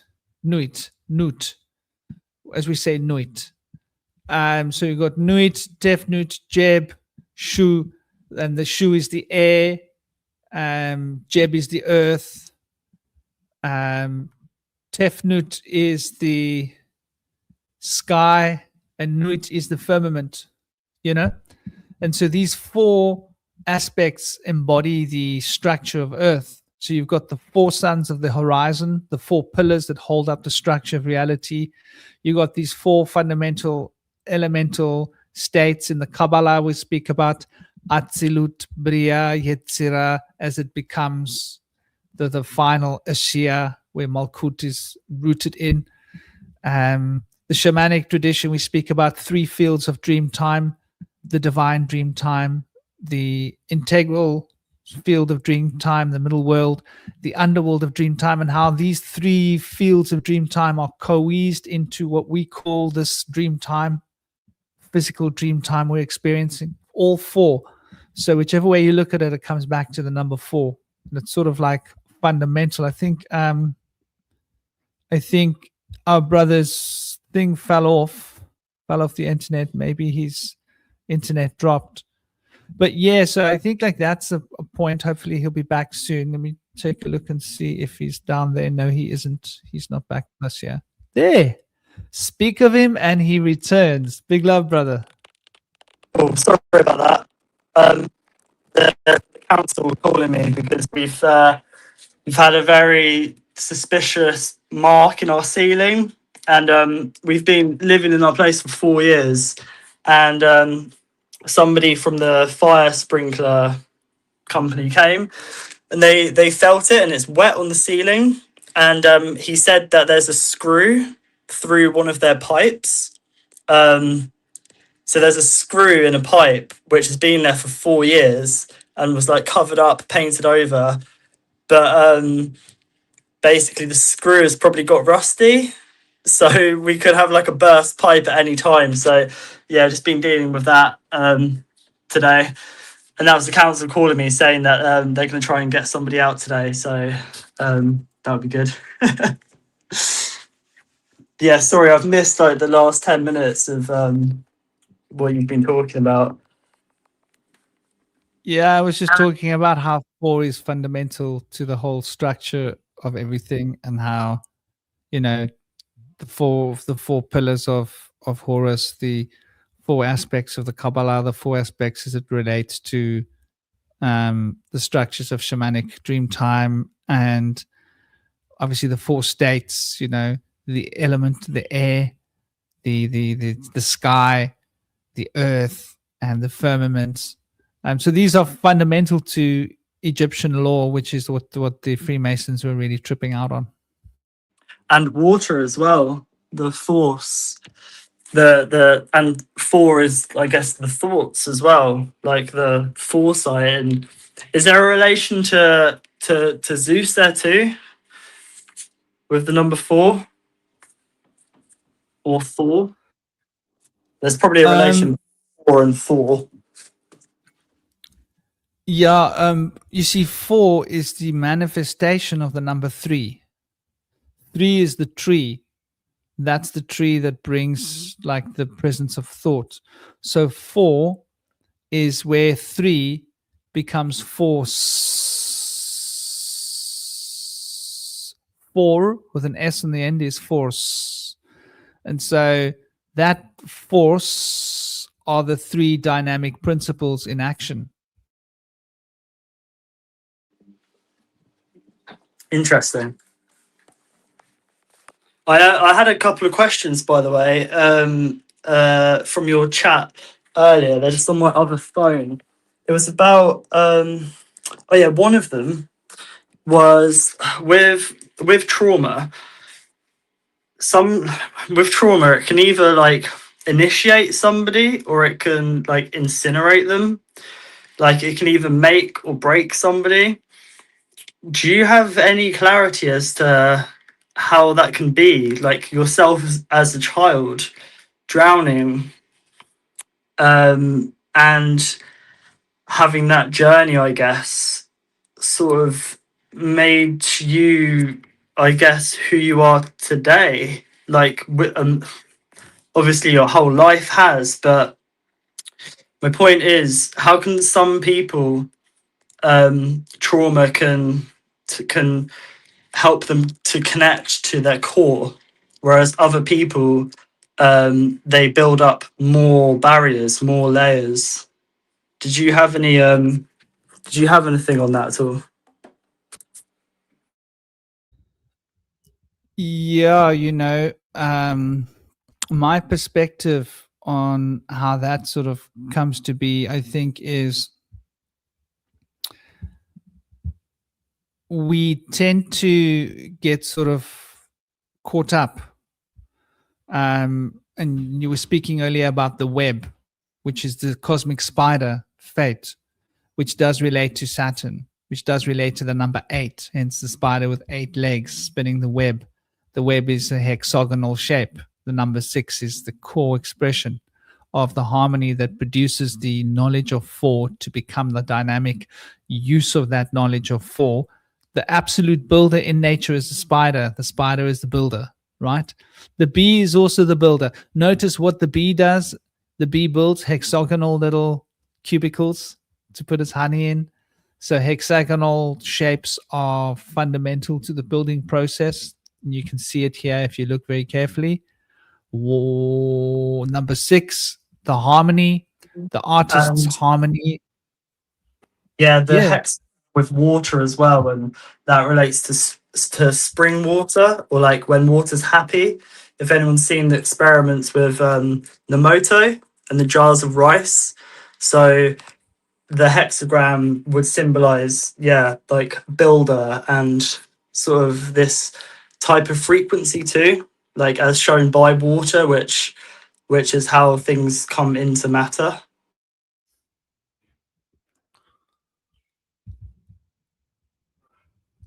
Yeah, brother. I'm having a problem here with this thing. It's not working. Okay. Well, now it's working. Okay. So yeah, I think there's a lot to be understood. So water relates to this 4 because water holds information. So the very principle of holding information, which is like what we see as water, is I think the key to understanding how this works, right? And so that idea of the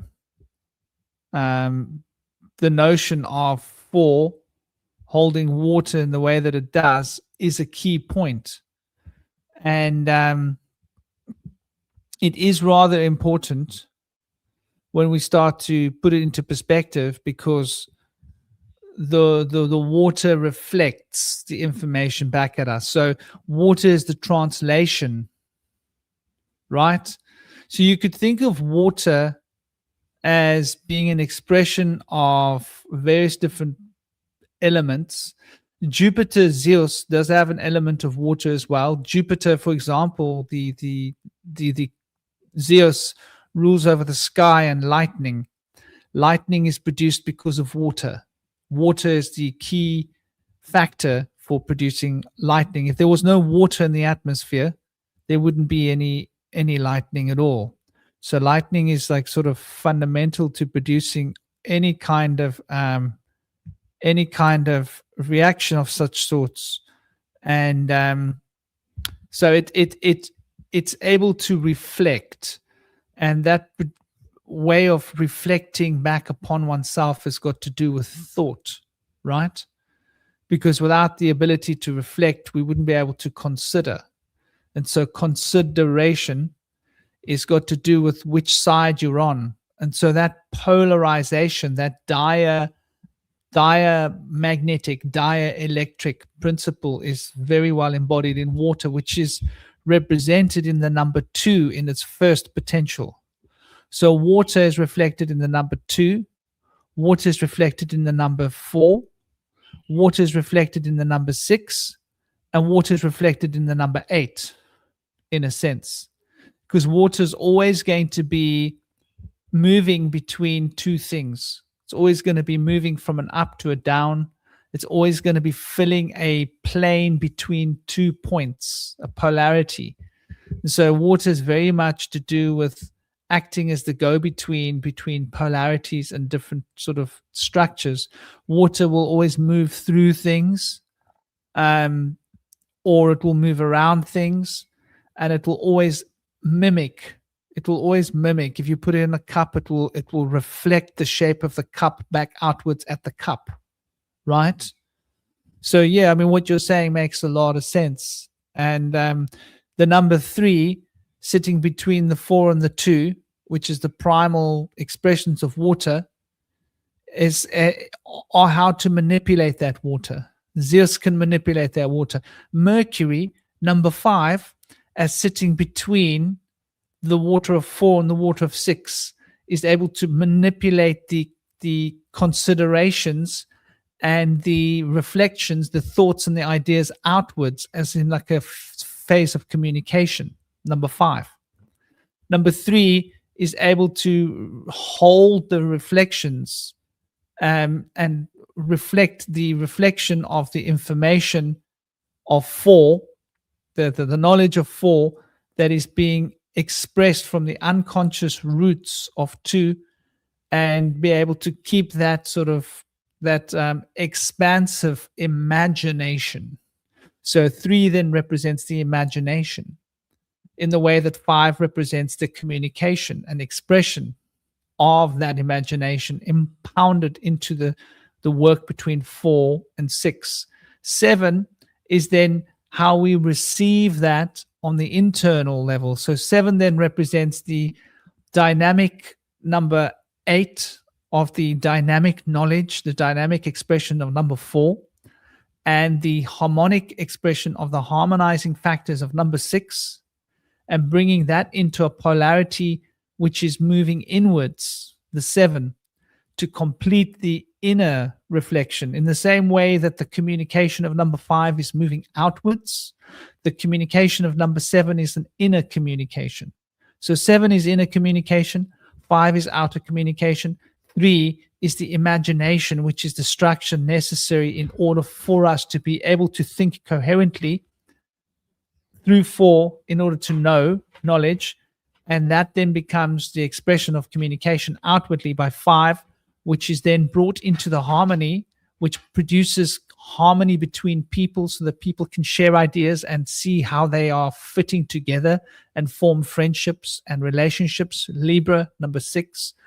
And this then takes us into a mystic journey within ourselves, where we start to become friends with ourselves, and we start to have that same harmonic experience within ourselves of the communication. And once that harmonic communication within ourselves has happened, we are then able to give our personal context of the information of 4, which then becomes number 8.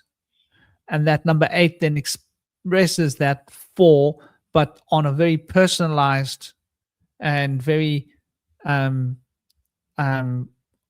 optimized way of reflecting and holding that water information. So water, I think, is at the key of everything, you know?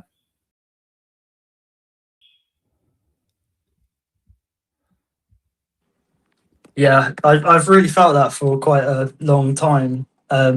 Just by realizing that water's to do with flow and intuition, and that it's the flow and intuition which is why the world is the way it is, because most people seem to lack intuition. You know, lots of people just have a lot of knowledge, potentially, or they just seek knowledge, but really without the intuition, you know, it's like things become quite stagnant. And what I mean by that is people tend to, you know, not let emotions flow through them. They say, I am angry, or they let external forces define who they are, rather than just flowing through time and letting time flow through them. And yeah, even like oh, sorry, lost my train of thought there. It's so different talking on the phone to sitting down at, you know, at home talking. Like You my were talking about how mind water. wanders, but like when there's other stuff going on that I can hear, You were talking about it's hard to like kind of keep these threads of thoughts. But yeah, with language and on the number 4, what might be interesting to some people is the 4 is the thoughts, and it seems to be like the fort as well, like to do with our mind, like our internal castle or mind palace. And then you have Thor relating to thunder and lightning, which then again relates to water too. And then the force, like thoughts do seem to be the force that builds reality.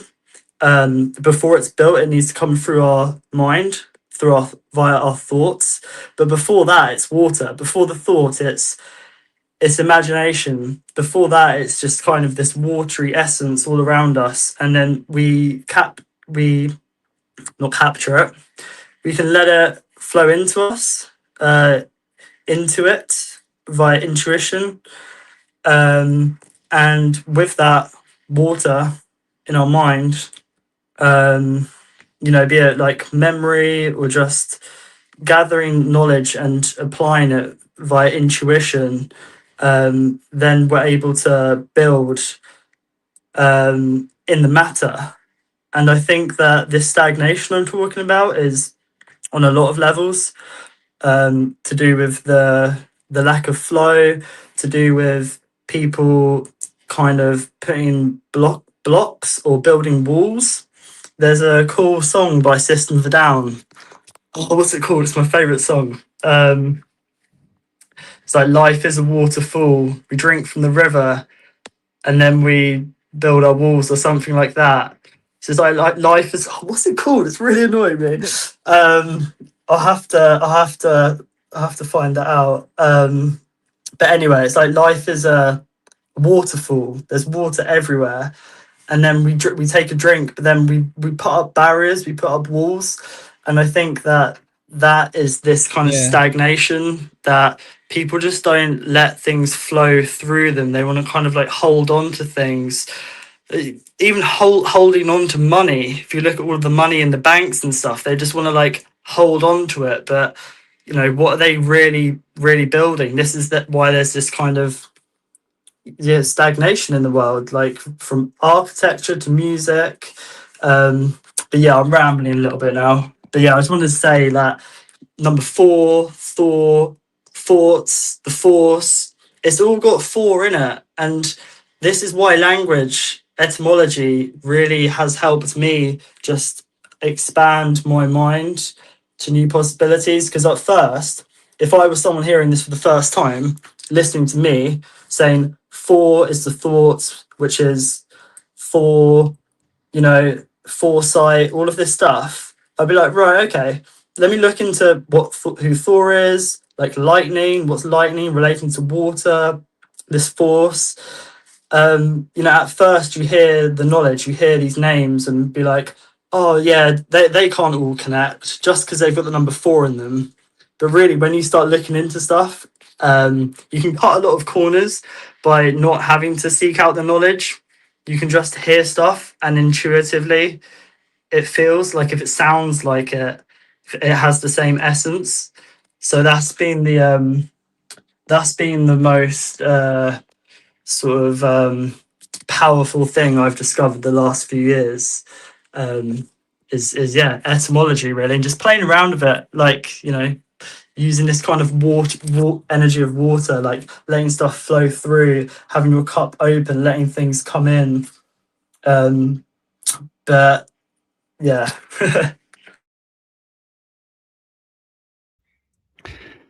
Yeah, life is a waterfall. That song is about ghosts.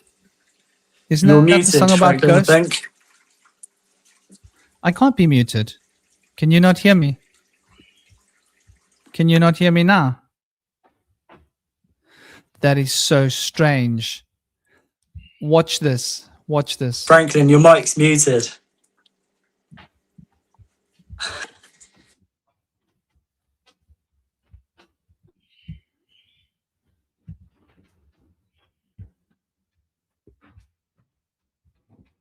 Oh, I've just remembered something I wanted to say actually, just quickly. I'm not sure if you're muted for a reason, but I'll just talk Can you hear me in the now? meantime.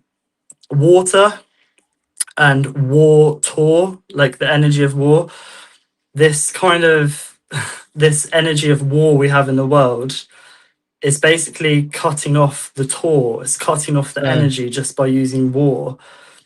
If we if that actually that doesn't really make any sense. See, I've got my notes on my other phone, but I don't want to have to keep looking at it because I should be working. I'm going to a parents teachers meeting, a PTA meeting after work, which I usually can't go to, but I've been meaning to go for the past year because I want to have a chat with the parents and the teachers and stuff together, because there's a lot of stuff that I want to help change in the school, like not drinking from plastic cups. That'd be a really good start. But to buy stainless steel cups, we're going to have a fundraiser. So I want to try and organise that later.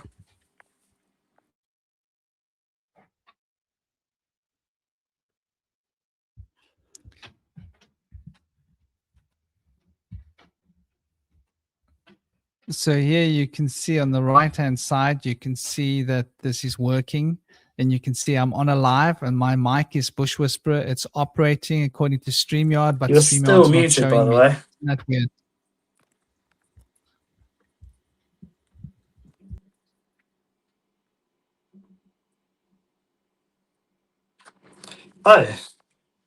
Oh, apparently everyone can hear you. It's just me.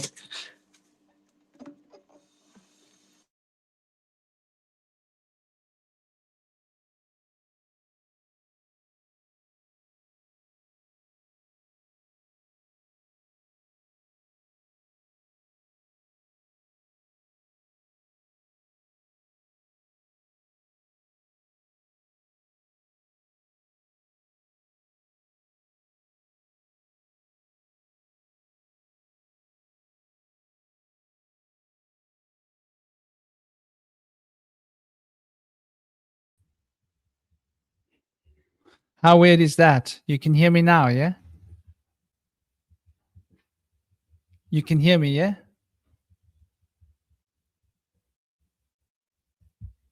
Can you not hear me? Hello? Can't mute. So I hope you guys, can you hear me, by the way? I think people in the chat can hear you, but I can't. And Tom Brewer, yeah, I'll be on Saturday for sure. Some point. That's really interesting. So the people in the chat could hear me. Right, I can't hear you, but I take it you can hear me. So I'm gonna shoot off now. Okay. Because I'm sure people in the chat can hear you, but I can't. I don't know Yeah. why. So I think it's yeah, StreamYard. big love to you, man. And Big love. apologies for Big love. my scatty trains of thoughts. You know, it really does help to be like sitting down and, you know, letting the thoughts, you know, sit for a minute. So yeah, big love, man. And see you on Saturday. Om Namah Shivaya. Yeah, peeps. That's strange because I was looking at my thing and I've got like a thing where I can go to people and I can literally see if StreamYard is picking up my voice. And now StreamYard is most definitely picking up my voice. So it's very strange how StreamYard is one moment not picking up my voice. I mean, is picking up my voice, but showing that it isn't. I think he must have been his phone. But yeah, I think we pretty much covered most of the idea for this conversation. The only other thing I would add to that would be, you know, would be the idea of engaging with our future selves, you know, and the touching of Akasha. The idea of, so can you guys hear me? You guys can hear me, right?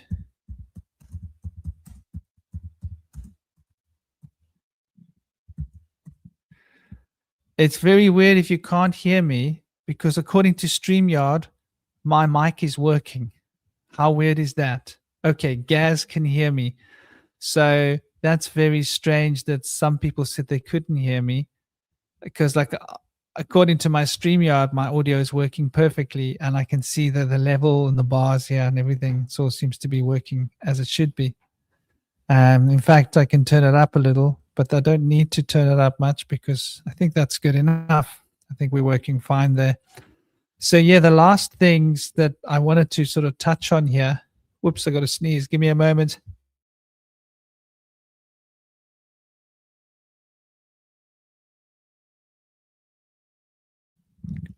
I do love a good sneeze. I find sneezing is a lot of fun. Right, Gaz, only Shinobi. Okay, so it was just his StreamYard acting up on his end. StreamYard does that sometimes these days. It's weird. Because obviously it wasn't YouTube, because you guys were fine. Yeah, man.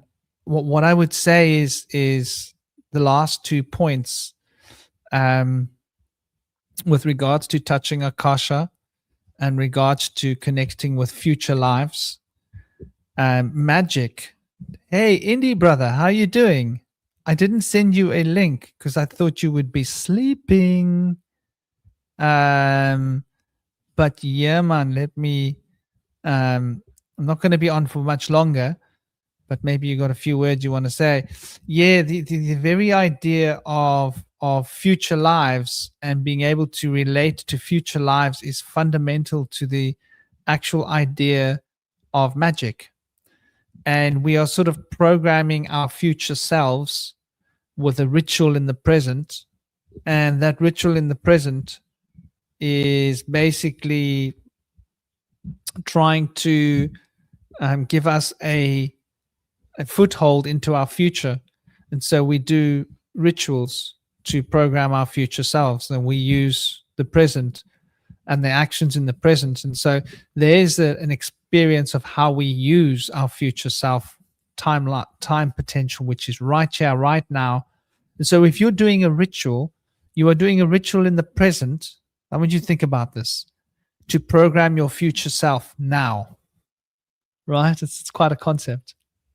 So that means your future self must be here now to be able to be programmed by the ritual. So the more spiritual work or sadhana or rituals that we do, we are programming our future selves now. And in the process of programming our future selves, our past selves also become activated by this energy. So it's quite interesting when you think about how the ideas of the future self works. It's a very shamanic idea that we can interact with our future self and we can send information between the present, the future, and the past, and programming and affect the future and the past through the present, even the past, which is like quite a concept to understand, because we think of time as being an unbroken line where everything is sort of fixed, but things aren't as fixed as what they seem. And then the only other thing that I wanted to just touch on was the Akasha. And, there's a lot of new age stuff that's been written about the Akashic records. And the Akasha is really, what the word means is space. And so space is really what Akasha means. Welcome back, dear Howard. Namaste. Big love. And so when we're talking about Akasha, and this is one more thing for me to point out. This is why all these other heavy, mental, heady theories about space and time being separate to space and time being this thing and space being this thing. In Akasha, we can unfold the past. I want you to think about what this means. In Akasha, we can unfold and unpack the future. So entering into a state of Akashic consciousness, entering into Akasha, we can have visions of what is to come in the future. Entering into the Akasha, we can experience our past lives. So what does that say about time and space? If Akasha represents space, and by traveling into the heart of space, we can see through time. Can time and space be separate? And if time and space isn't separate, then space is another way of time is another way of modulating space, which is basically what I've been getting at in earlier in the conversation. And so it's important to have a correct understanding of how space-time works. Because if we've got a higgledy-piggledy understanding of it and we are trying to separatize all the ideas, we're going to end up getting locked in to these ideologies, belief structures, which are separating us. And so we won't be able to access super time easily.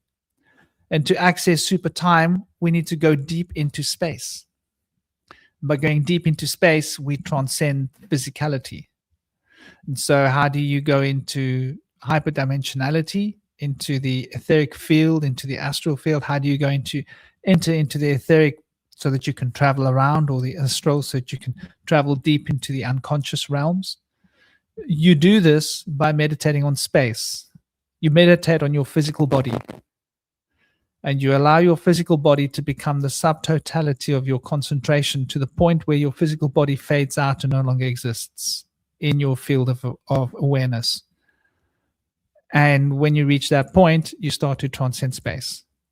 And as you transcend space and transcend space more and transcend space more, you get to the point where you're at the heart of space.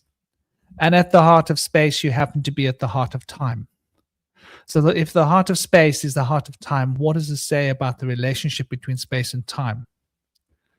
Can they be two separate things?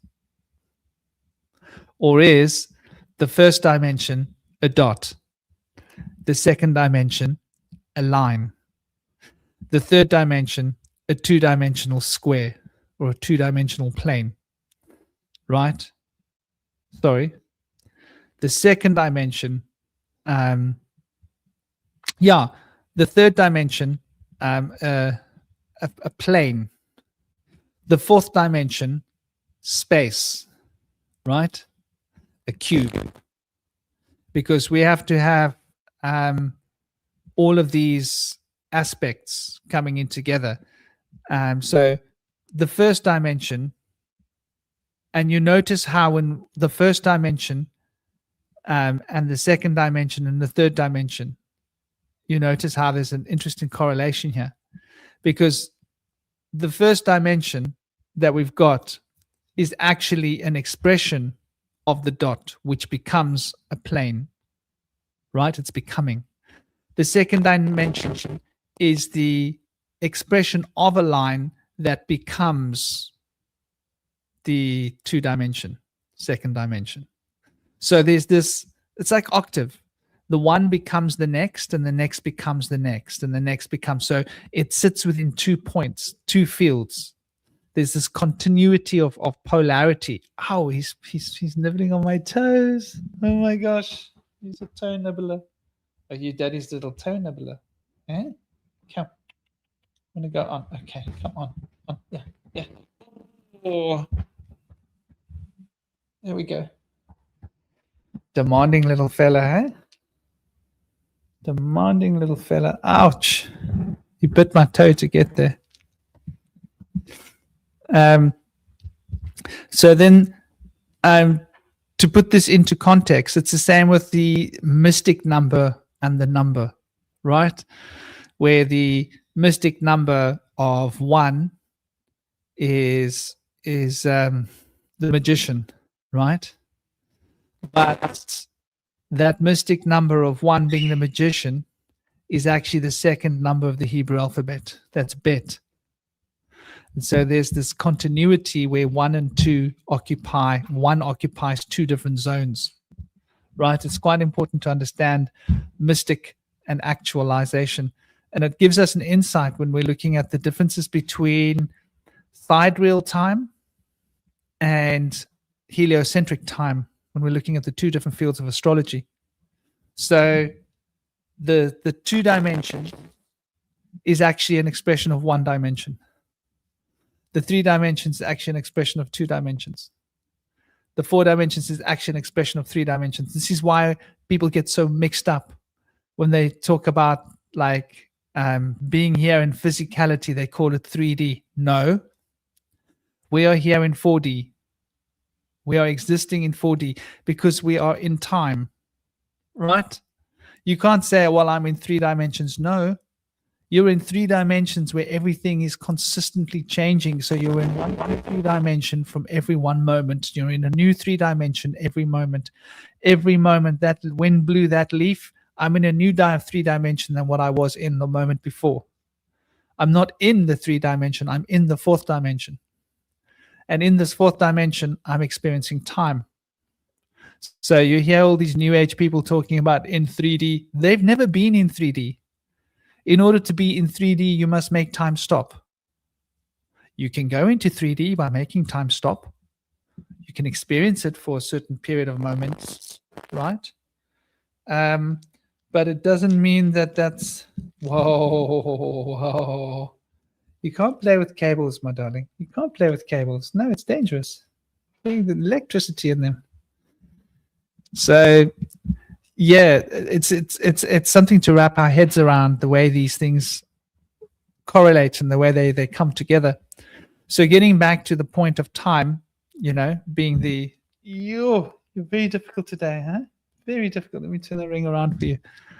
Ouch! No, I'm not going to get it. The nature in which this 4th dimensional experience that we call space, which is actually time, which is actually compounded spatial arrangement in a line of continuity, expressing the change that we're experiencing in the physical realm, which is actually time, not space. Space is merely a component of time. Time is not something that is added to space. This is the delusional drunkenness that people want us to believe. Time is what we're in. Space is a component of time, and you need a whole long line of spaces which are almost identical in order for the time to manifest. In the same way that if you're in 3D, if you're in 2D, you need a whole long line of 2Ds to compound in order to create 3D, right? You cannot create 3D with one 2D piece. 2D is a component of 3D. You need almost an infinite layers, an infinite field of layers of 2D in order to create 3D. You then need an almost infinite set of layers of 3D in order to create 4D, which is where we are now. We are in 4D. We are in time. Now, what happens when we take an infinite layer of these 4Ds, right, time, and layer them upon each other? What do we get? We get 5D, right? That 5D is now a hyper expression of the 4D. It's like the multiverse, right? We're now stepping outside of this time potential, and we're starting to see different time potentials around us, right? And then if we're in that time potential, which is all hyperdimensional zones of this particular physical reality, then once we've completed all of the versions of this one, then that's a cycle of versions, which is an almost infinite number. You then have to go from 5D to 6D. What is that? That's when you have infinite types of versions of reality, all independent of each other. And each of those types of versions of reality has within it an almost infinite set of different timelines of 5Ds operating within that. Now, when we compound that, we've got 6D, which is series of almost infinite multiverses of different kinds of universes, all lined up outside ourselves. And so when we compound that, what is 7D, right? And 7D is when you're experiencing all of these simultaneously, right? And that simultaneous experience of all of these is then a hyperdimensional experience, which in itself represents the complete structure of all of them at one point. So like you'll find, like when you look at the dimensionality and the circuit of these vibrational fields, that's why we say about getting to that point of total transcendence of space and time. And I don't know whether we get there in the flesh. I don't think we can. I think there are limitations. I think we're very sort of trapped in our line of time as it's moving forwards, and the past and the future are like a boundary that will keep us locked in. The only thing we can change is our current field of rhythm, which is our vibrational field. And by shifting this vibrational field, we change our vibe. And changing our vibe changes how we think and how we feel and how we experience reality. And so that's how we can shape our future selves and our past selves. And so the Akasha is when we are moving outside of our usual boundaries of what we think time represents in terms of space. And so you could say that Akasha represents time and space, even though it's defined as space. But understand that space is the substance of time. In the Vedic cosmology, they do not separate space from time. They understand that time is space, but it's compounded units of space into one compound hyperdimensional block, if you will. And that hyperdimensional block is the expression of time as we experience it, but it is essentially made out of space. So the most fundamental substance that all of the space and the time is made out of is space. That's Akasha. So that is our first sort of port of call for entering into a transcendental state of consciousness, is the Akasha.